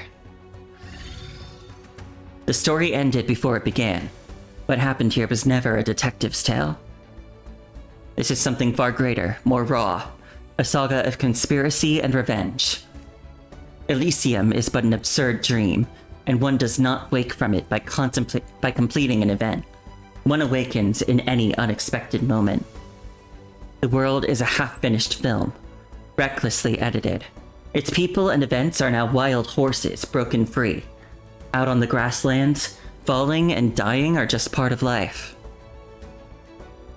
Teddy, you are the uninvited guest in this dream. Now, you must charge forth.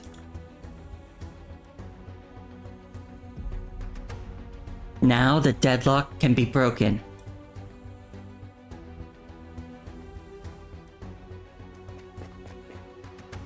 Teddy races back to the battlefield, finally armed with the computing power to prevail. With every step, she feels the unyielding ground beneath her feet, the same foundation that supports the city, that supports her. Now, she will wield these cornerstones to secure a future for all of humanity. Alright, boss time! Variable. Tell me, have you truly reached the throne? Or are you just a convincing imitation? Defeat the pseudo-unwinged and get hit by drone beams no more than 5 times throughout the entire battle. I'm going to be right back. I am a little hungry. I'm going to get just a little snack. I'm going to get a little bit of chocolate.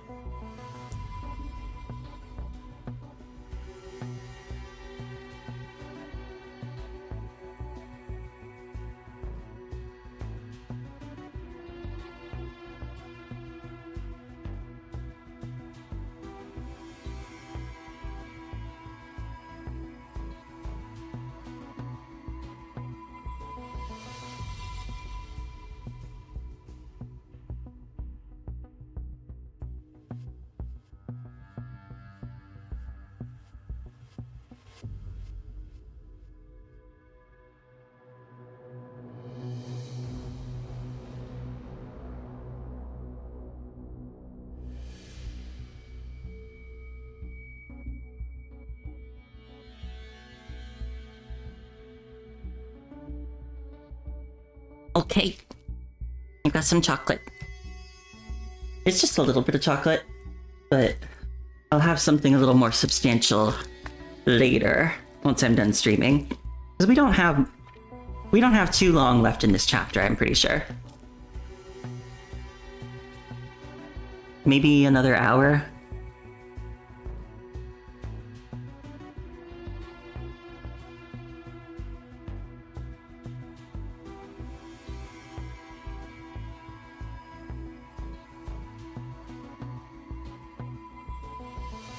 Mm-hmm. Mm-hmm.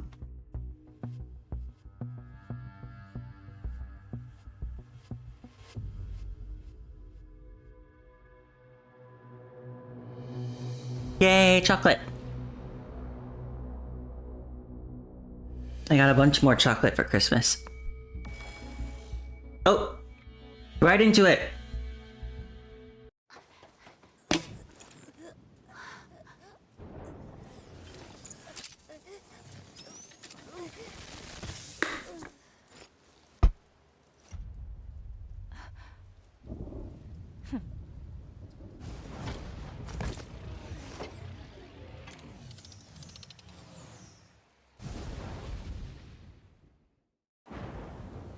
Hi. Christina, I was wondering where to find you. What happened to your frames?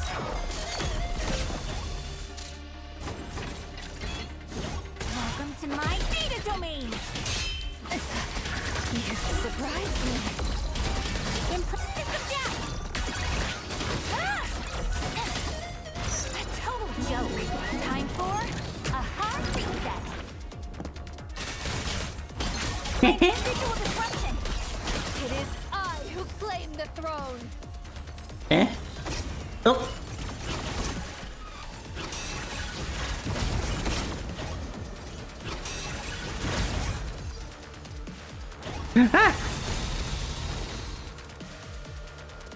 You cannot possibly imagine the future I have foreseen! Welcome to my data domain! System gap! Planting the worm! A total joke! Time for a hard reset! Planting the gap!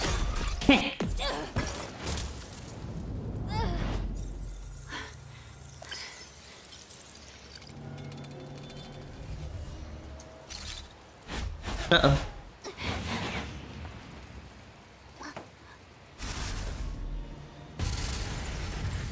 Ooh.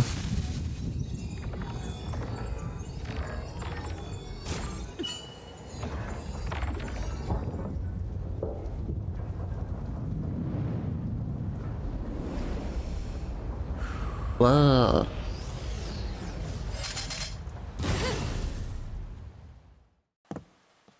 You should not have opposed me.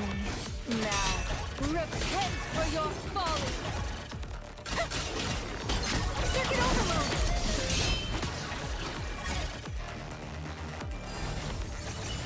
Ah! Welcome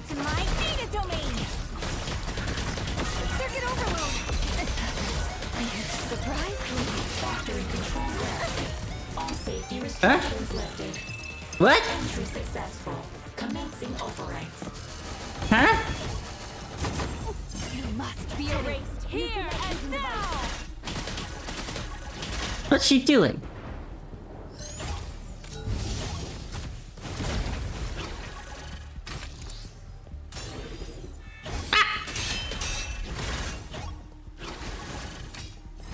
Mods are going down! You know, I met your father once.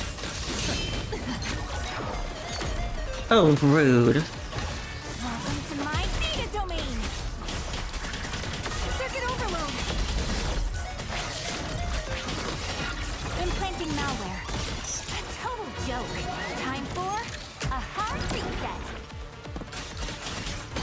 Visual disruption.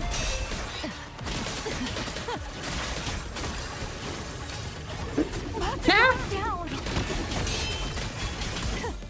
You're full of openings. Welcome to my data domain. You surprised me. Circuit overload. Ah! Planting the worm. A total joke. Who's full of openings? A hard reset. Going down. Not again. Entry successful. Commencing override. Give me more. Not fast enough. Ah! Reach the circuit overload.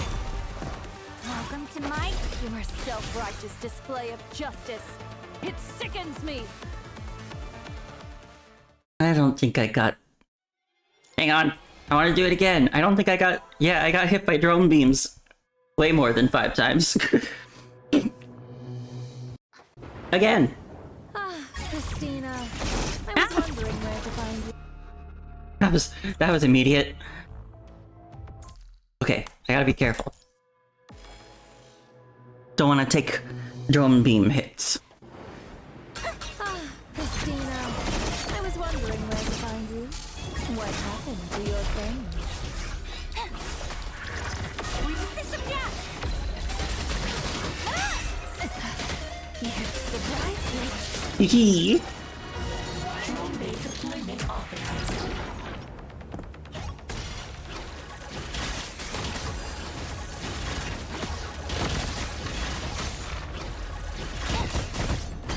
Reach the system gap! Take that! It is I who claim the throne! Mobs are going down!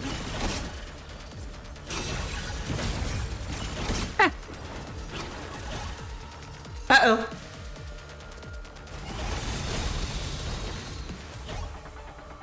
Your self-righteous display of justice. It sickens me! I gotta keep count of how many times I get hit by beams. Circuit overload! A total joke. Time for a hard reset. System gap! Also, my controller is being especially uncooperative, which is not helping. Repent for...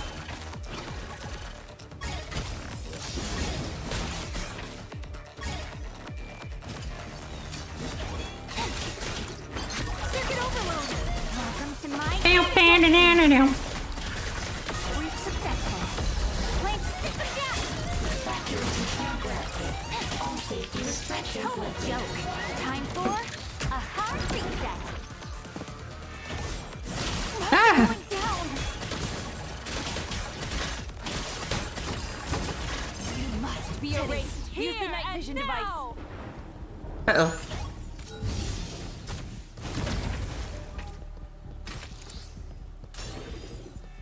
Ah! Mobs are going down. Ow!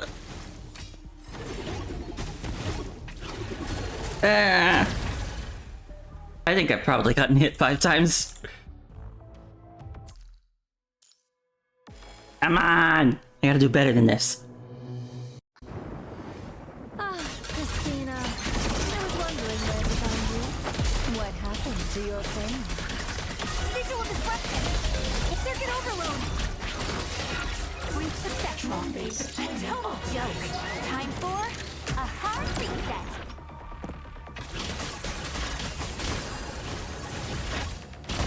It is I who claim the throne. Take that.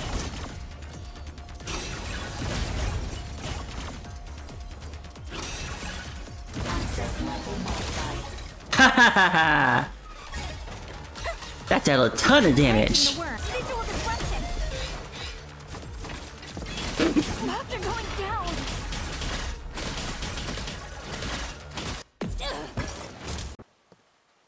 You should not have opposed me. Now, repent for your folly. In circuit I overload. mean, listen to yourself, dude. You sound like such a villain. A total joke. Time for a hard reset. Well, maybe you don't care. All safety restrictions lifted.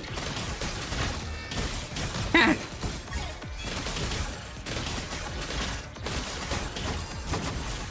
Must be erased. Use the night vision device. Ah.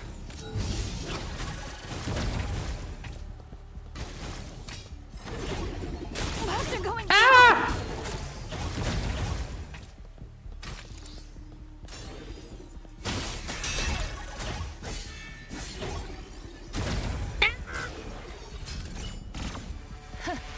I saw through you Normans long ago.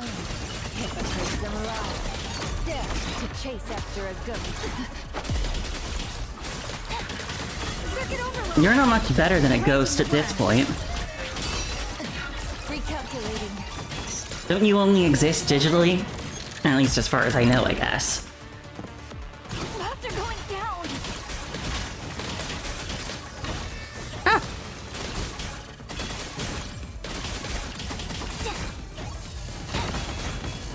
Circuit overload. Not good enough. You cannot possibly imagine the future I have foreseen. It's visual disruption. Planting the worm. No, and I'd rather not, honestly. A hard reset. Visual disruption. Not good. Not fast enough. The wind does not falter. I shall return. Wait, did I still not do it? I thought I avoided enough drones. Okay. Hi Wesley, how are you? Happy New Year! I hope you're having a good day and a good new year to come. I was wondering where to find you.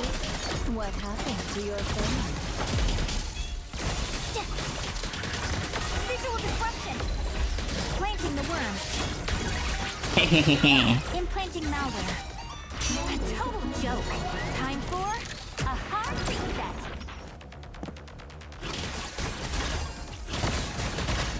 After going down.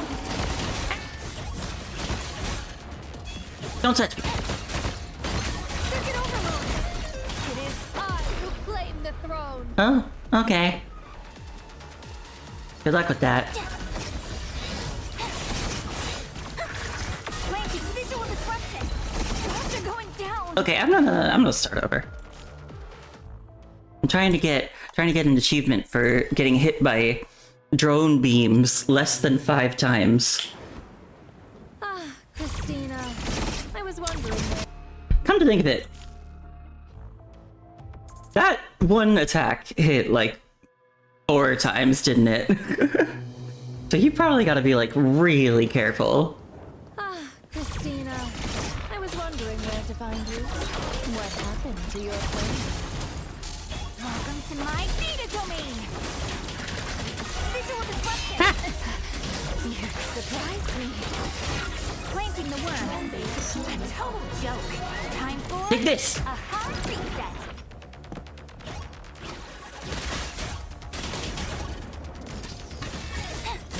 After going down. Ah! It is I who claim the throne. Hey! Yeah, I probably have to be like really precise in order to do it. Ah, I think I did avoid that, actually. Do your thing. Circuit overload. Implanting system. Circuit overload. Plant system down. Take this! A total joke. Time for a hard reset.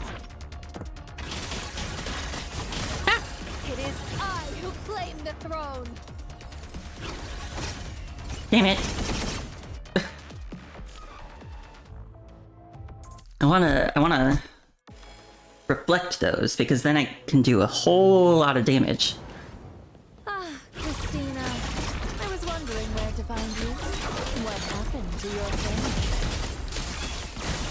thing? Here we go. Circuit overload. Ba-ba-da-da-da. Total joke. Time for a hard reset.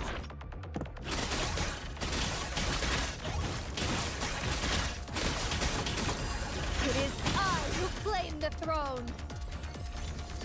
Gotcha.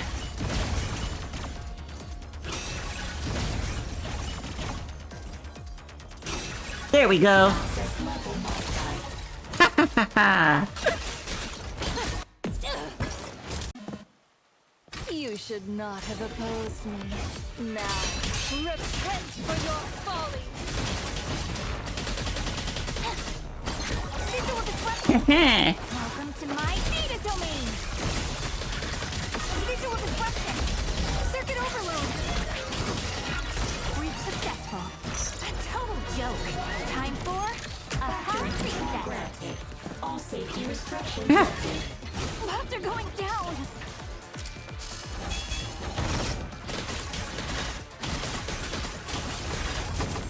You must be erased. Use the night vision device. How about no?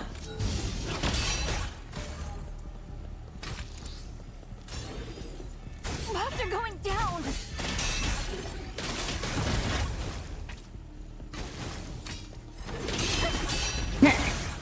Gotcha! Take that! You know, I met your father once. What a spineless coward. Circuit overload. Breach successful. A total joke. Time for a hard reset.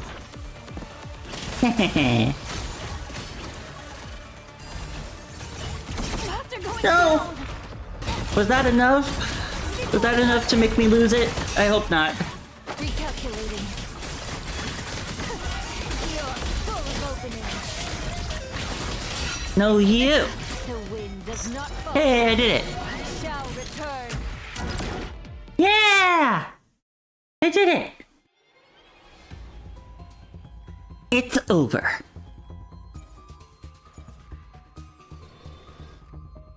Impossible. This level of power. How? With the hope of victory extinguished, John Doe is consumed by a furious fire. A primal terror grips him as he beholds Teddy's new frame. This was an impossibility, a flaw in his grand blueprint. Unless he missed a variable. Like that exception, a singular anomaly. He has merely harnessed a sliver of its power, yet achieved so much already. Could the miracle she represents be proof that she has earned the right to become the exception? And why would it be impossible? Because it rejected you? Teddy studies the Ascendant with fresh eyes. It wasn't that he wouldn't absorb the power, he simply couldn't. How did you uncover its secret? Why would it acknowledge you? Because I have something you never had, and never will. Falsehood can never triumph over truth. Truth? What is truth? What could you possibly know about me? The fight has left him, but not his defiance. Power is the only truth, no matter the cost. Why are you people always the special ones? Why do you get to have everything? He lashes out at Teddy, but the gesture is feeble, the last spark of a dying fire. You've actually become a potential solution. A statistical probability, if not a certainty. Tell me, have you truly reached the throne? Or are you just a convincing imitation? No comment. Sanctimonious hypocrite. It doesn't matter. Until the very end, everyone is just guessing about destiny. Perhaps when all is revealed, you'll be exposed as a fragile counterfeit. You will become the very falsehood you scorn. There's plenty of time. I will be waiting for that day. The wind does not falter. I shall return. With his final threat hanging in the air, the Ascendant turns to flee. He shows no attachment, not even a final glance toward Mono, as his form gradually unravels into nothingness. We can finally take a breath. No, this is far from over. Babylonia is still falling. Even now, it's not stopping. Though severely wounded, Mono remains standing before Teddy, silent.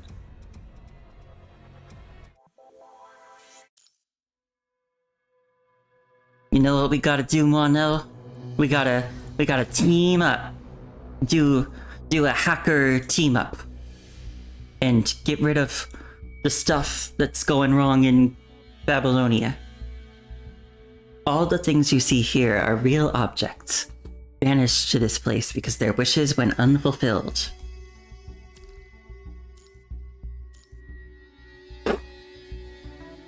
Gravity. Babylonia is projected to reach Earth's gravitational capture point in 3 hours and 27 minutes. That's not long. He's dead. It's a suicide. President Hassan's status?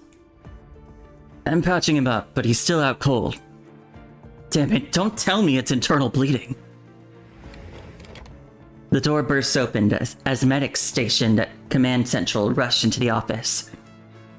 Where's the patient? What's his condition? Over here. The external wounds are handled. Good work. Thank you. I'll take over. Wait.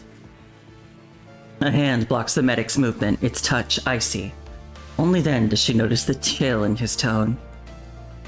All further actions will be conducted under the watch of the Purifying Force. The situation is exceptional. I trust you understand. Hey, come on. Though his words offer an apology, his attitude is rigid and imperious, leaving no room for argument. The baseless accusation instantly inflames the medic. What are you implying? That I would hurt the president? As I said, the situation is exceptional. We must be cautious. I am eliminating all potential threats. The two other Purifying Force members silently shift their positions. Listen, you heartless bastard. Do what you have to do, but let the medic examine President Hassan now. You heard him. Right, thanks for wasting precious time. The medic quickly moves forward to examine Hassan. It's a ruptured spleen, hemorrhagic shock. We can't treat this here. We need to get him to the Star of Life, now. She retrieves the collapsible stretcher from her kit, unfolds it, and lays it beside Hassan. Give me a hand. Isarius and Crow step forward, carefully transfer Hassan onto the stretcher, and secure him in place. When we move him, make sure to keep... A deep, massive rumble rolls through the room, seeming to originate from some impossibly distant core. It's followed immediately by a violent tremor that shakes the very foundations.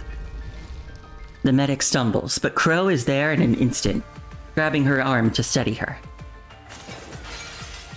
A coffee cup crashes onto the floor, its contents splashing like a brown stain across the tiles. Nearby, Yen Zhen's wheelchair lies toppled, his corpse slumped beside it like a discarded doll. No one spares him a glance anymore. What the hell is this?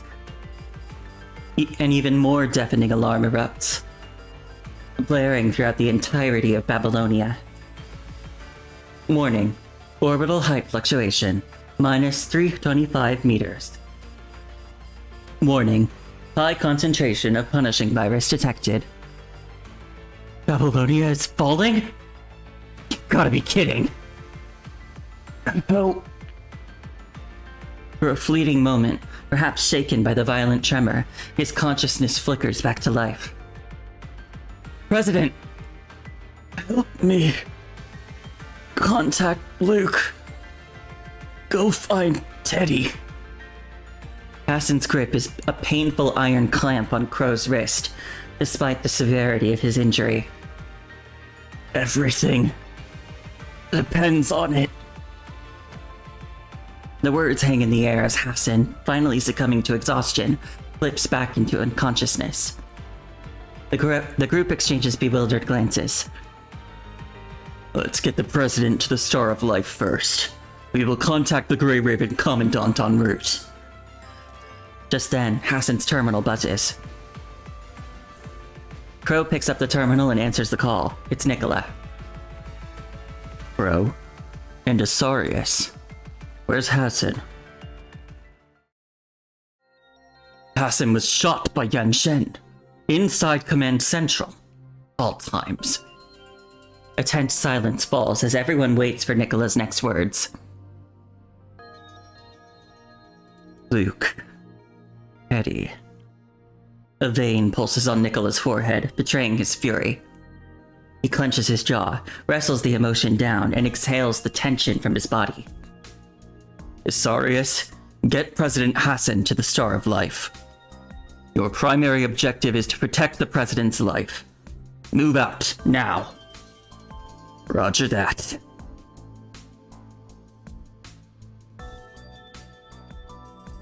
As the Purifying Force members swiftly evacuate with Hassan on the stretcher, Nicola strides briskly into another vehicle, his face a mask of cold severity. Back to Command Central. Nicola's expression is characteristically calm, a perfect mask of composure during the private transport from the residential district to Command Central.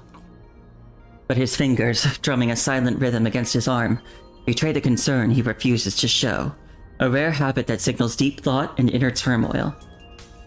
He understands the gravity of their situation perfectly, yet he cannot afford a hint of alarm. Babylonia needs a steady hand at the helm.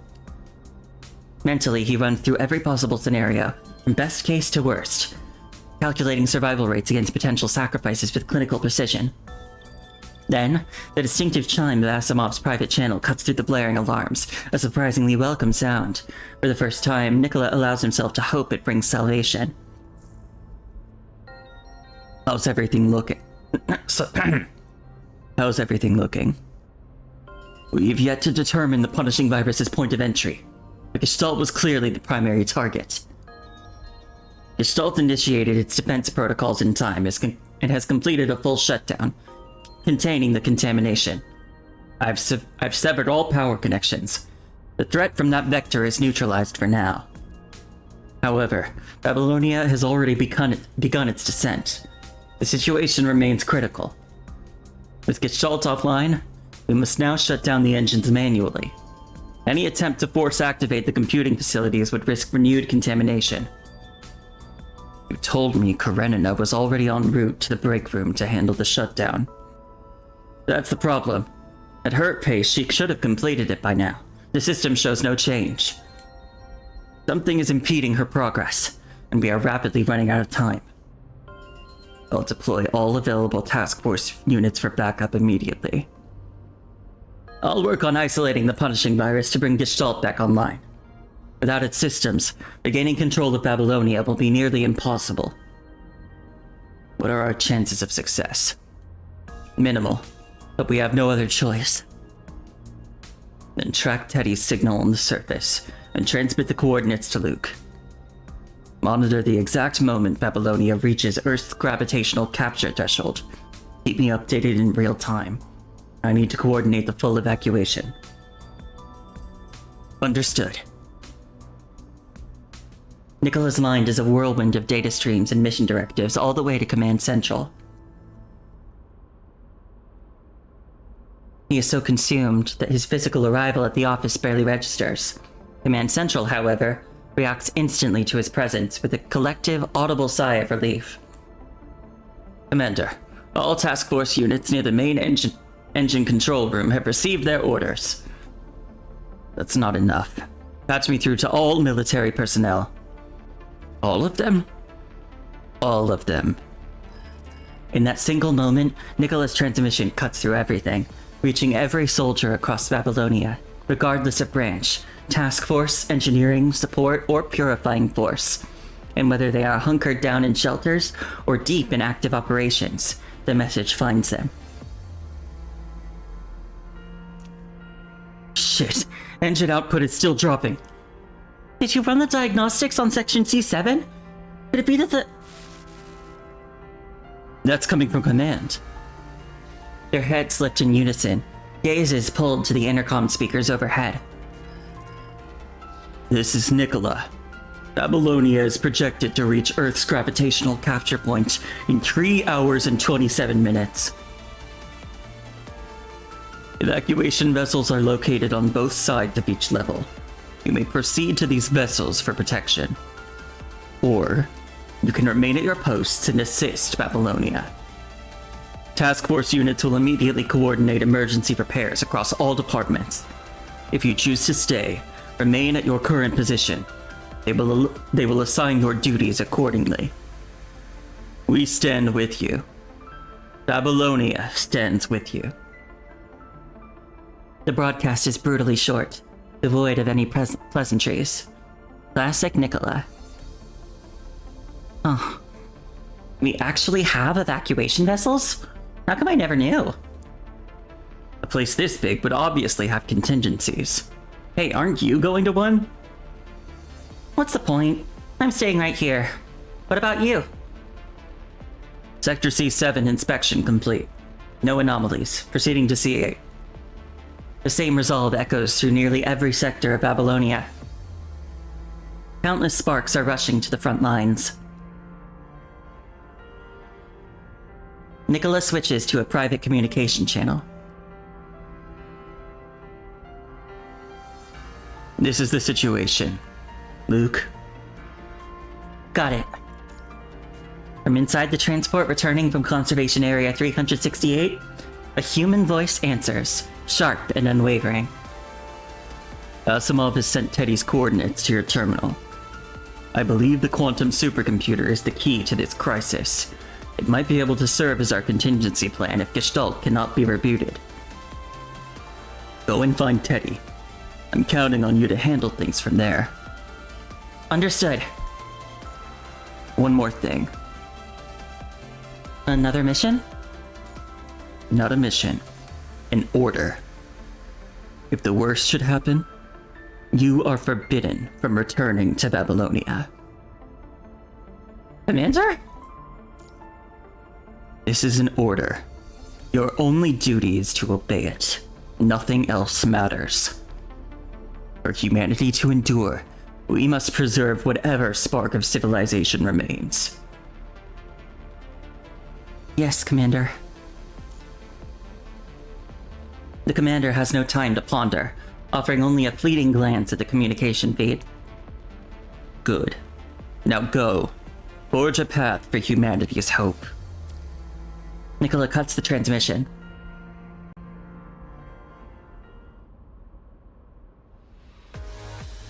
They just keep coming. Lee dispatches another wave of helpless corrupted before him, frustration bleeding into his voice. Any one of these low-level enemies is trivial to him or Lucia. They are being overwhelmed by sheer numbers, their progress completely halted as they are trapped in a grueling stalemate. Lee, find an opening and break through. I'll cover the rear. At least one of us needs to get through to provide backup. That's not gonna work. They've already tried. They're reinforcing their line faster than we can advance. We're trapped in the inner ring. A solo breakthrough is not feasible. Gestalt is still offline, and Babylonia is deep in chaos. The engine control room is likely a disaster zone, and they're the only ones close enough to provide backup. But now, they're pinned down by monsters at the very entrance. They can't call for backup. No one else would make it in time. They have to break through, and they have to do it now. Hey! Out of the way! Noctis! He has a rough voice as a split-second warning before the attack. Lee senses the approaching presence from behind and dodges aside just as Noctis strikes down the hetero creature about to ambush him. Noctis gazes with satisfaction at his fallen trophy, but in that moment of triumph, the hunter becomes the hunted. Another corrupted lunges and is struck down by a different attack before Noctis can even turn. Noctis. Careless. Fuck! Who are you calling careless? Save your breath, Noctis. Use it to kill more of the hetero creatures. Are you two alright? We're fine. Thanks. I almost was like, oh, Chrome, you're here! But then I remembered my character's not there. Other squads are en route. Those performing frame calibration or repairs are focused on civilian evacuation. The alert level has been raised again. We're running out of time. We'll hold this position. You proceed to support the engineering force in the break room. Roger.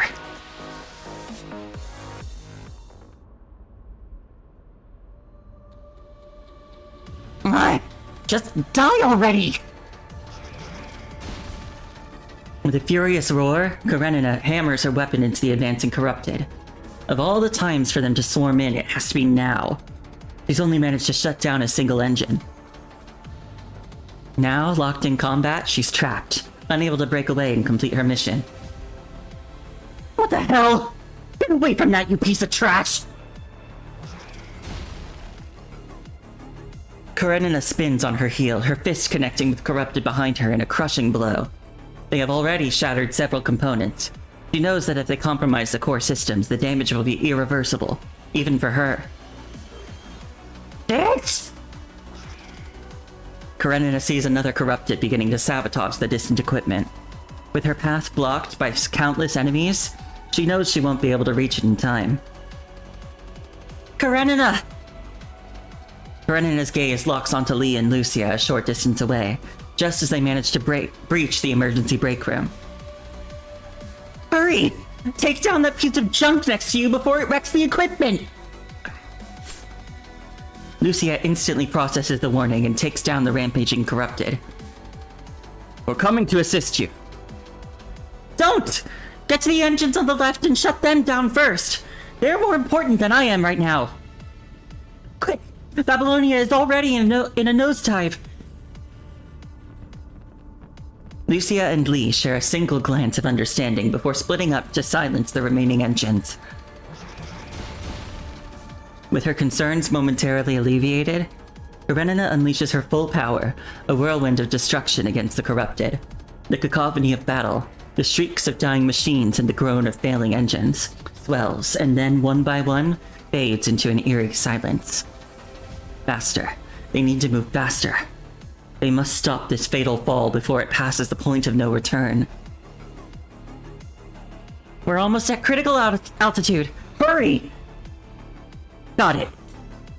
With the final corrupted dispatched, Karenina rushes to aid the engine shutdown. It's a race against time, but their combined efforts prevail.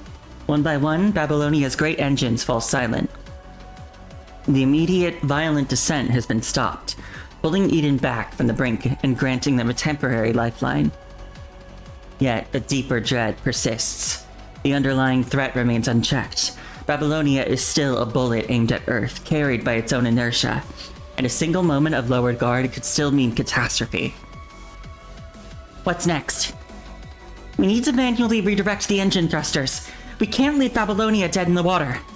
Once the orientation is corrected, we can restore power. Only then will both Babylonia and Earth be safe. We're short on manpower here. We'll get more help. Fine, go. Let's just hope nothing else goes wrong.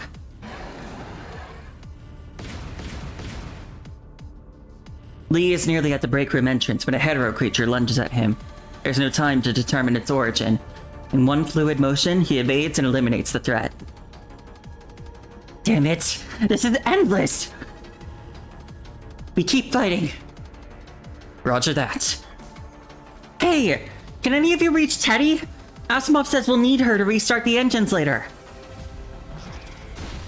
No sooner had the words left her mouth than Karenina spins around, delivering another devastating blow to a corrupted she had just driven back. When the hell will these damn things stop coming?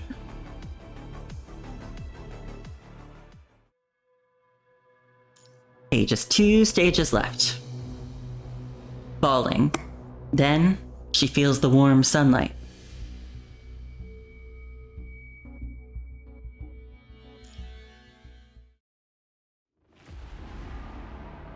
Damn it, Teddy! Pick up already! The terminal continues its unanswered ringing, each heavy tone a drumbeat of impending doom that tightens the anxiety on every face.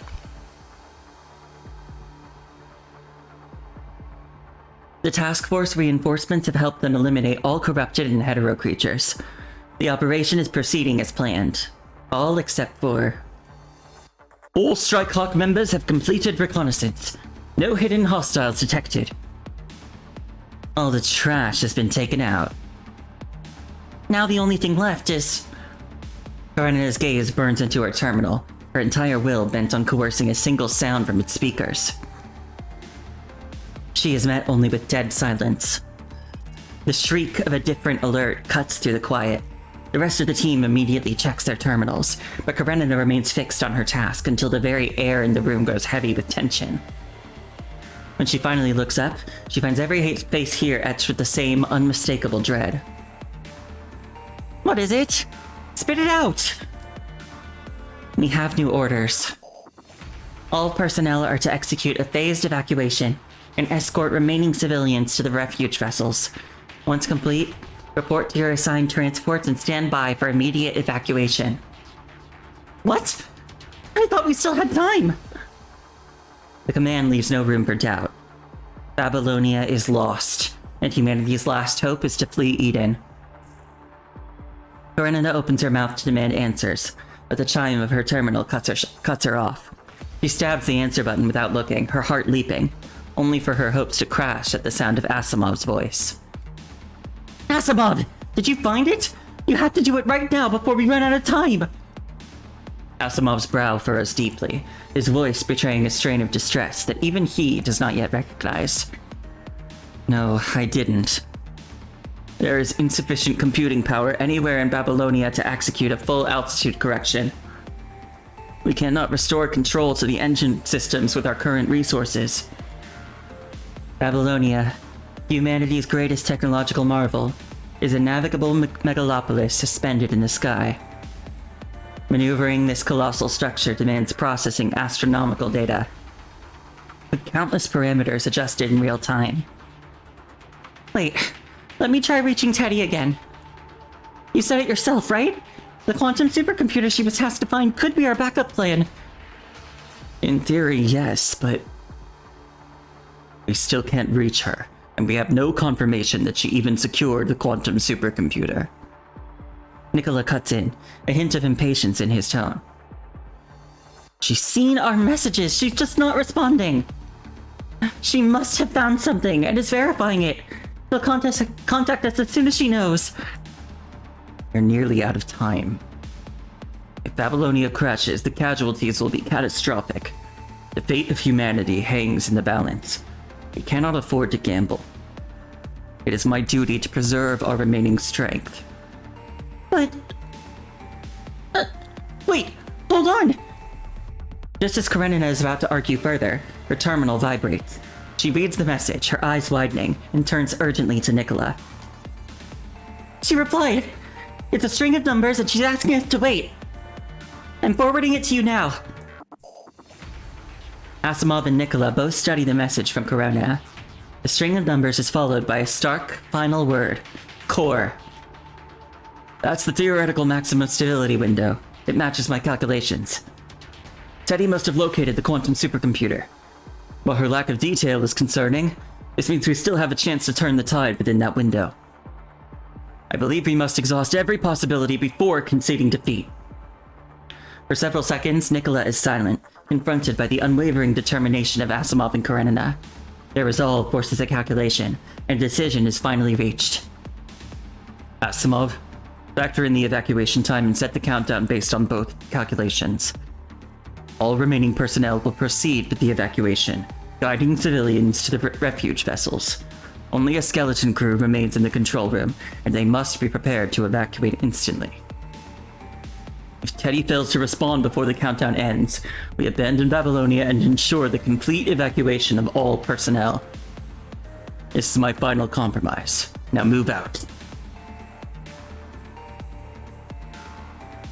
Roger! You guys continue the mission. I'll find Asimov and keep tabs on the communications. Teddy, what exactly are you hesitating about?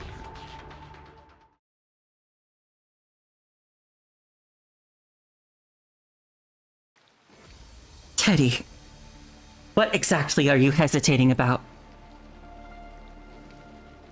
She averts her gaze from Teddy's eyes, either out of disgust or a guilty conscience. Just get it over with. Kill me or arrest me. I made my move and I don't regret it. But stop giving me that annoying look. And that shiny new frame of yours is an eyesore I can't stand.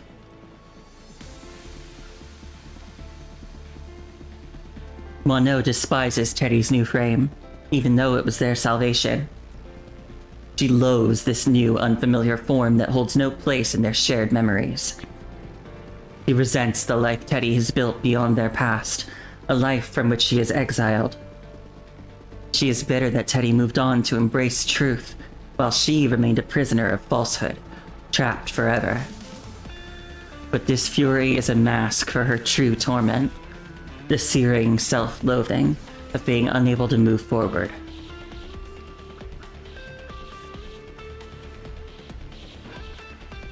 I don't have time for your trauma, Wano. We'll settle this later. Teddy closes the distance, gripping Wano's face and forcing eye contact. The moment is shattered by an alert from her terminal. She flicks her eyes down to a message from Karenina, where a synchronized timer ticks down. Its crimson glow is a stark, rhythmic pulse against the screen. How much computing power does Elysium's core actually have? I want the truth. Would you even believe me? Or are you just that desperate? Lying won't help you. You care if Elysium survives, and I'm already connected to its core. You can't stop me. I know. You guessed right. Its computing power is enough to solve Babylonia's crisis. But the core is Elysium's foundation. Use it to prop up another structure, and this whole world collapses. A digital world without processing power is no different from being deleted. Yes, Elysium was always virtual. But don't forget, thousands of real people call this place home. So you're making me choose which one to abandon. It's about which one to save. The virtual and the real can't coexist. You can only pick one and completely sacrifice the other. So, are you going to abandon Elysium? Mono pulls out an electrolytic vape, taking a deep drag as if it might be her last. Paradoxically, a sense of calm settles over her now that the confrontation is unavoidable. I'm not selfless enough to sacrifice my own world. Babylonia means nothing to me. I suspect you'll choose your world too. So if you're going to do it, you'll have to go through me. A few seconds of silence stretch from Teddy before she launches into a torrent of calculations. The surge in her connection to Elysium's core is a palpable pressure against Wano's senses. The preliminary calculations complete, Teddy forms a plan. Without hesitation, she opens a communication channel to Karenina. You're wrong, Wano. No one's life is expendable. She emphasizes each word with deliberate intensity. Every single life matters.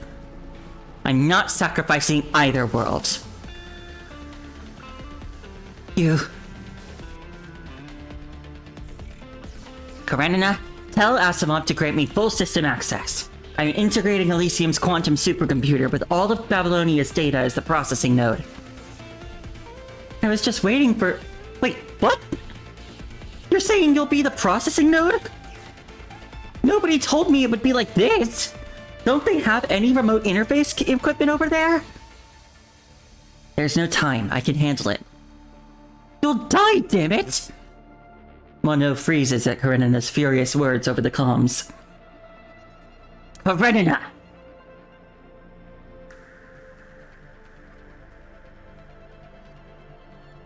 Babylonia's systems respond immediately, granting Teddy full administrative access. But time has already run critically short. To ensure their safety, all personnel except the combat-ready task force and engineering force have already evacuated on the refuge vessels, ready to leave the plummeting Babylonia behind before the final deadline. Everything depends on this. Asimov studies the diagnostic readouts, watching Babylonia's modules gradually reorient under program correction. Engine module A3 online, D6 online, D8 online. A3 output reduced by 30%, adjusting sector orientation. The data is a river flowing through his mind. Single string of red code flashes, an anomaly the system dismisses as a transient error. The program corrects itself almost immediately. The glitch was enough. Asimov's focus is already locked onto a more critical issue. The processing time. It's too slow. It's not enough. The computing power is insufficient. At this rate, we'll never stop Babylonia's fall before it reaches the gravitational capture threshold.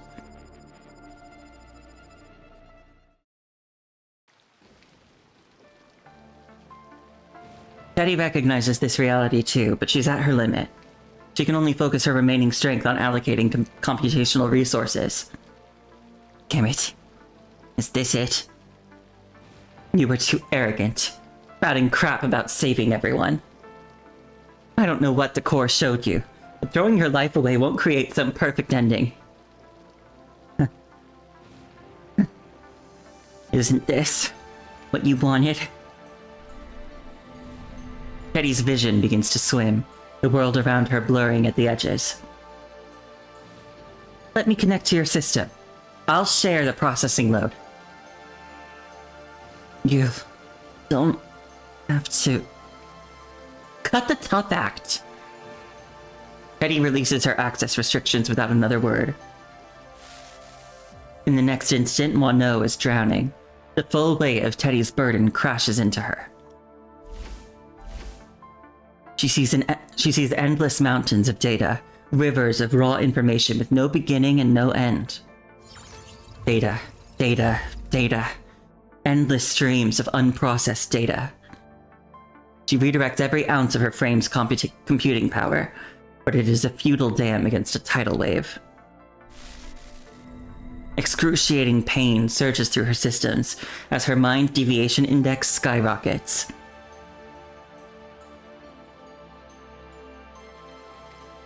How are you even? The words die in her throat.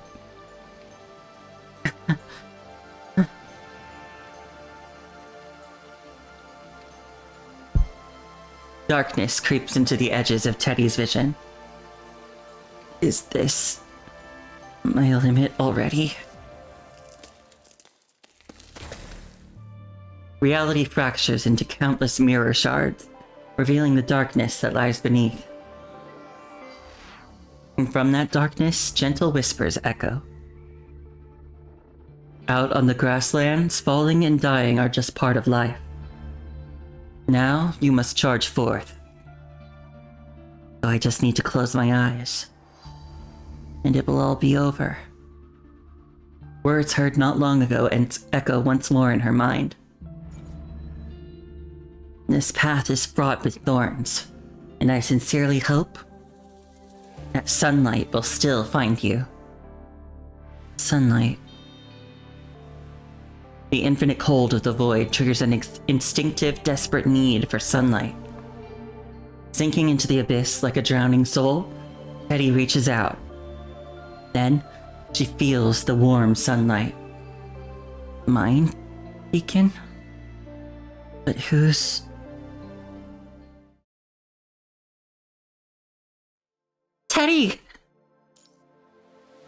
It's that person. She hears that familiar voice reaching out to her. As reliable as ever. Take my hand! Consciousness returns, and with it, Teddy's rational mind. Computing power. My frame doesn't have enough computing power. I need more. What if we get others to join the connection? We'll need an enormous number of people for that. You establish communication with Asimov. Asimov, use my mind beacon as an anchor point. Work with Teddy to send connection requests to every construct in Babylonia. That's reckless. We're out of time.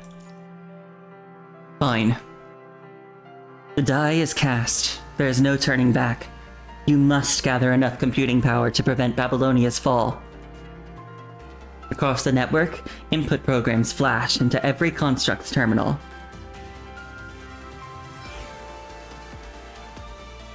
Grey Raven is joining the connection.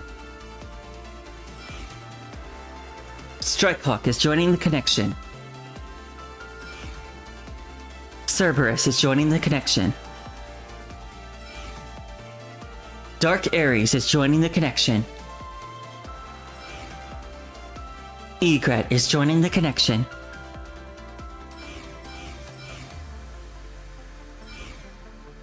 All engineering force members are joining the connection. Purifying Force is joining the connection.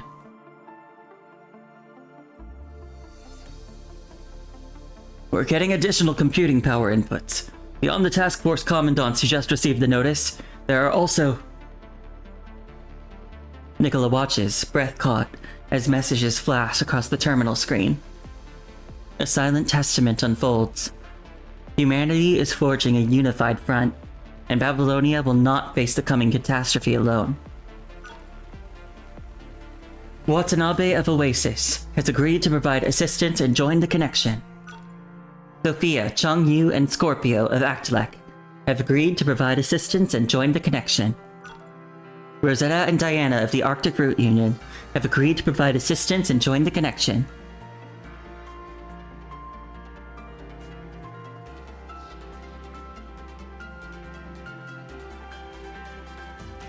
One by one, countless hands emerge from the digital darkness, reaching out to lift Teddy, to lift Babylonia itself.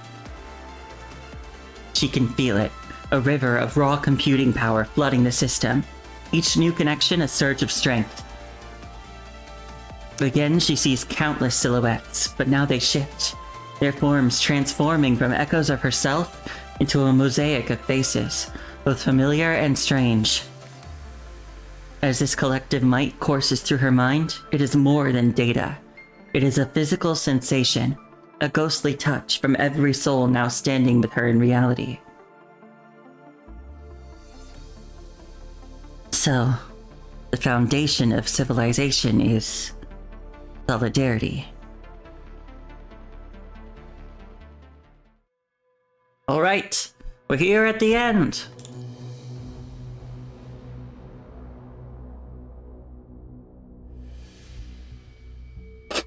Okay. New world. A new chapter begins.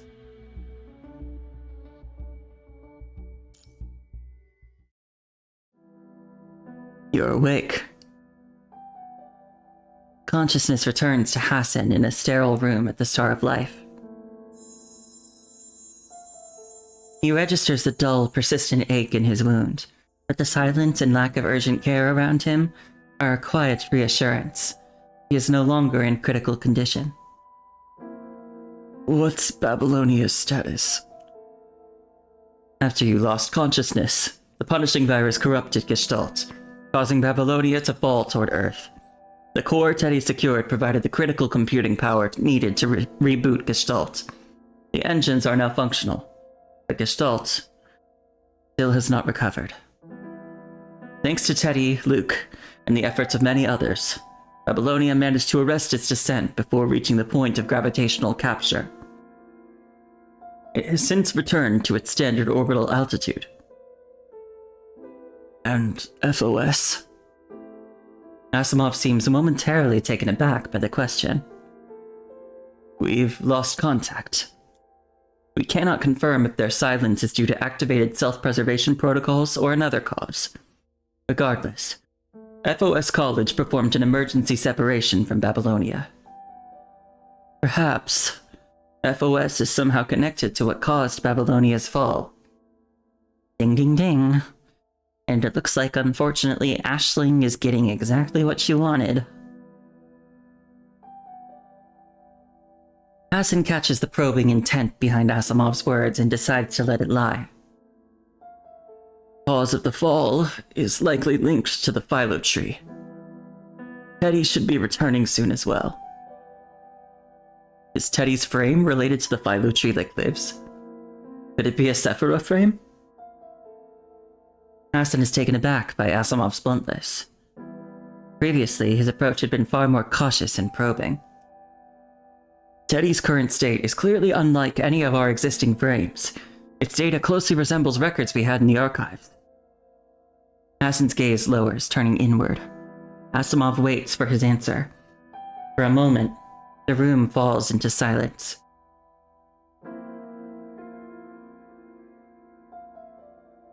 You still want to ask about the philo tree of Osea, don't you? What I can tell you is that Teddy should be a Sephira frame, but the situation differs from Liv's. There's no point in keeping the secret anymore. These frames have emerged regardless. Hassan has always maintained his silence with Asimov, but today he seems to be opening up. Seeing his opportunity, Asimov decides to press his advantage and test his other theories. So the philo tree of Osea actually consists of two separate schemes? Are they direct opposites? Asimov. Hassan's voice, firm and final, cuts Asimov off. After all, everything needs a backup plan. Let's call it a day. We both have plenty of other matters to attend to.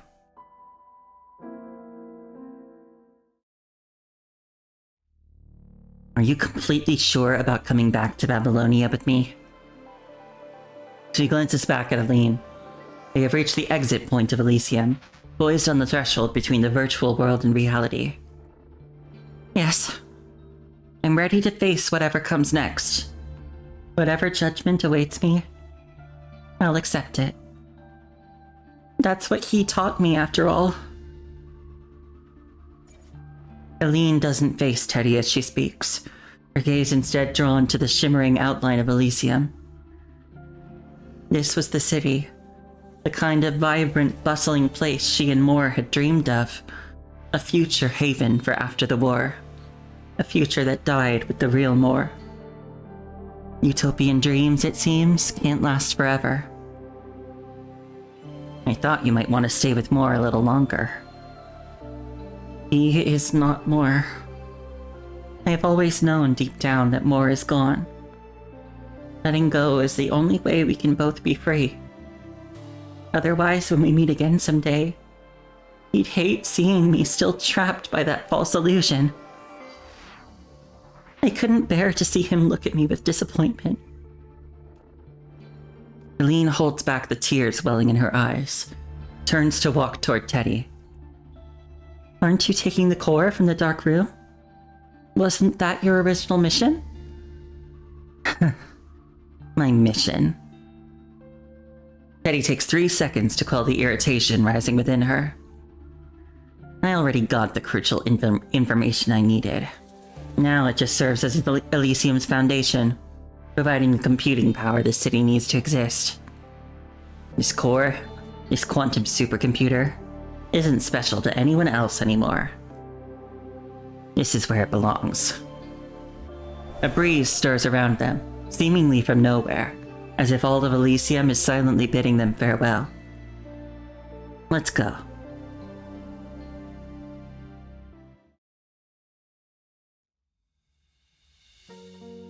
Oasis. Surface. Boss, our observations confirm Babylonia has returned to its original orbital altitude. Okay. Watanabe allows himself a quiet breath of relief. 2 disasters were avoided. Babylonia didn't plummet into the atmosphere, and the 7,295 unguided missiles were never launched. A fortunate outcome for both sides. There's more to this incident than we see. We should be more concerned about the common enemy that may be lurking behind it.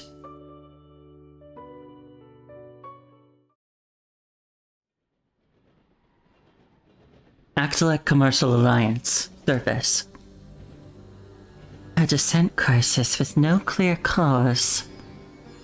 Camilla lowers her gaze, deep in thought. It seems a new power has set its sights on Babylonia. Risk and reward are always intertwined. I suspect this is only the beginning of the troubles. But Actelec has never shied away from risk, and we specialize in seizing opportunity from chaos.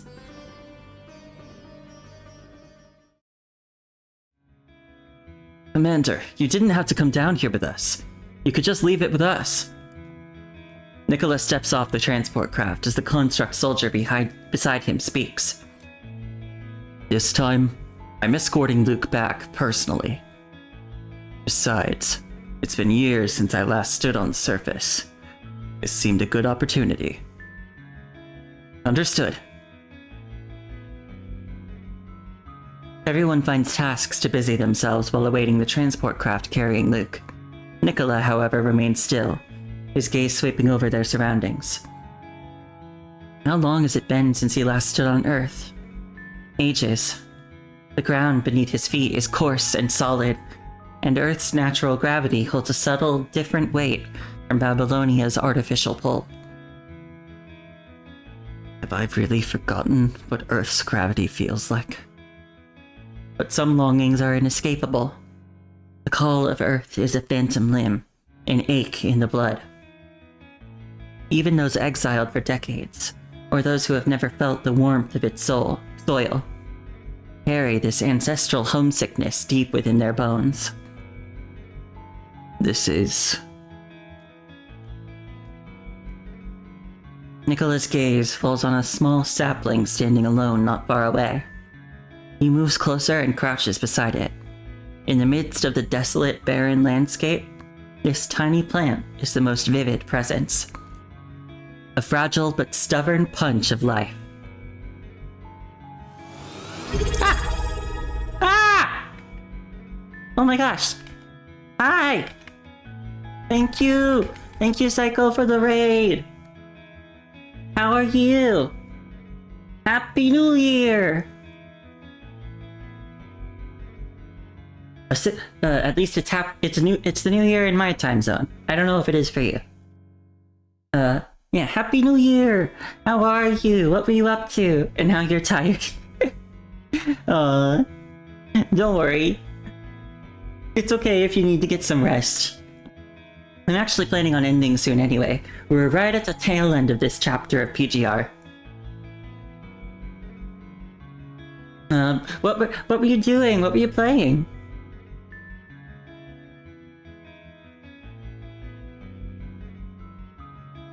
10:30 p.m. and you're tired, wanted to stay up but can't? Okay, no problem. Get some rest. Oh, you were playing Octopath Zero again. I hope you had fun. Yeah, go get some rest, it's okay. When you wake up, it will be the new year for you as well. How's last year going? How does it feel to still be in 2025? One could say you're behind the times. Yeah.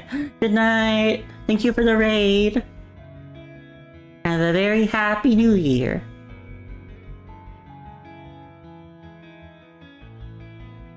Yeah? Yeah? Did you like my pun? Did you think it was funny? You're an undead necromancer, you've been a part of it? Yeah, I guess that makes sense.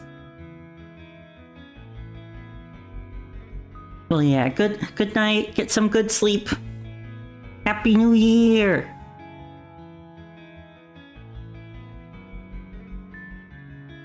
Is something wrong, Commander? Have you found something? No. Just a sapling. Oh. But surviving out here? That's something special. Another 115 years to go? Until what? Is that when you're gonna die? No, not die. You're already an undead necromancer. I'll worry about it later. Happy New Year! Thanks for the raid! Maybe next time we come back it'll be a full-grown tree. The soldier, a man of lively disposition, excitedly shares a few more thoughts about the sapling's future before catching himself. He turns to Nicola with an apologetic look. My apologies, Commander. I got carried away. No need. High spirits are a sign of strong morale. Life needs hope to have a future. In the distance, a transport craft settles to the ground. The Commandant emerges, wearing a cape emblazoned with a shield and wings insignia. Before walking toward Luke, Nicola casts a final glance at the sapling. It calls to mind a concept Hassan once described: humanity's only path to breaking the stalemate to come. He understands now. They are not the tree itself, nor its crowning fruit. They are the soil, the unremarkable dust, forgotten by the river of time. Those who hold power now have never been the true architects of destiny. That role belongs to others. But none of that matters. They will be the foundation, the rich earth from which a colossal tree will rise. They will nurture its ascending branches and countless tendrils until it blossoms, until it bears a harvest for all of humanity.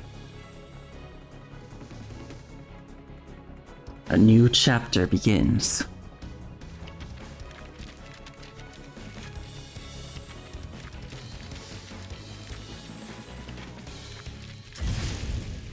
Humanity will climb that tree, reach for its blossoms, and find their way to the true Eden.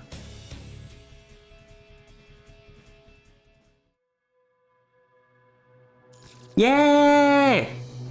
We did it! And that very much made it seem like we're moving into, like, something completely different in terms of, like, the story. We're, like, moving into a very new period of the story, I guess. I wonder what's in store for us.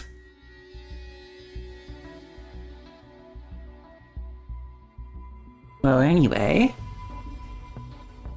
that was fun. I had a nice time going through the new story. I hope everybody else had fun too, and I hope everybody's gonna have a happy new year! Yeah! Woohoo! Whether it's the new year for you already or not. Happy New Year! Let's go send the New Year cheer to somebody else with a raid. Let's see who's online.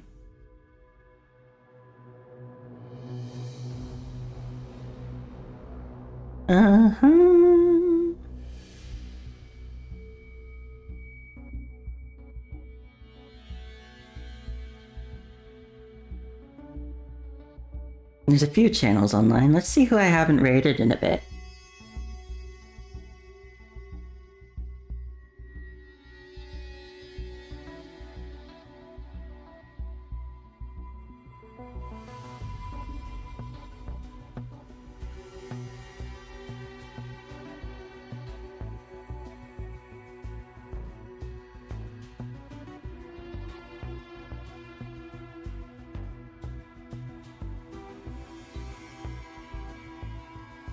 Okay. I think we are going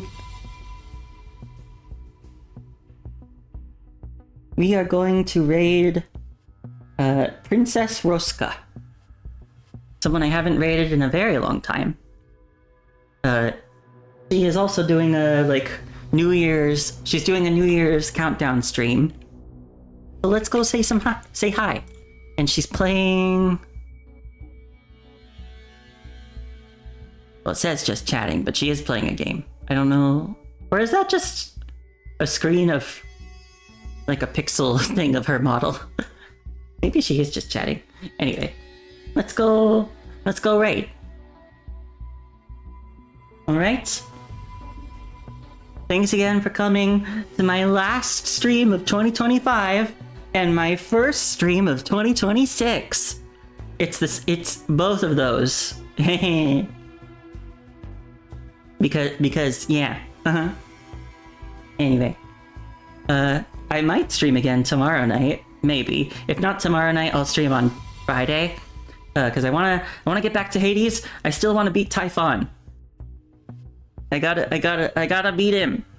And then I can move on to Claire Obscure Expedition 33 with like no more baggage. Alright. Once again, everybody have a very good new year and a great New Year's Day. And also get some good sleep tonight. Don't go too crazy. Go just crazy enough. Go to the appropriate level of crazy. Alright. Thank you. I'll see you next time. Bye bye.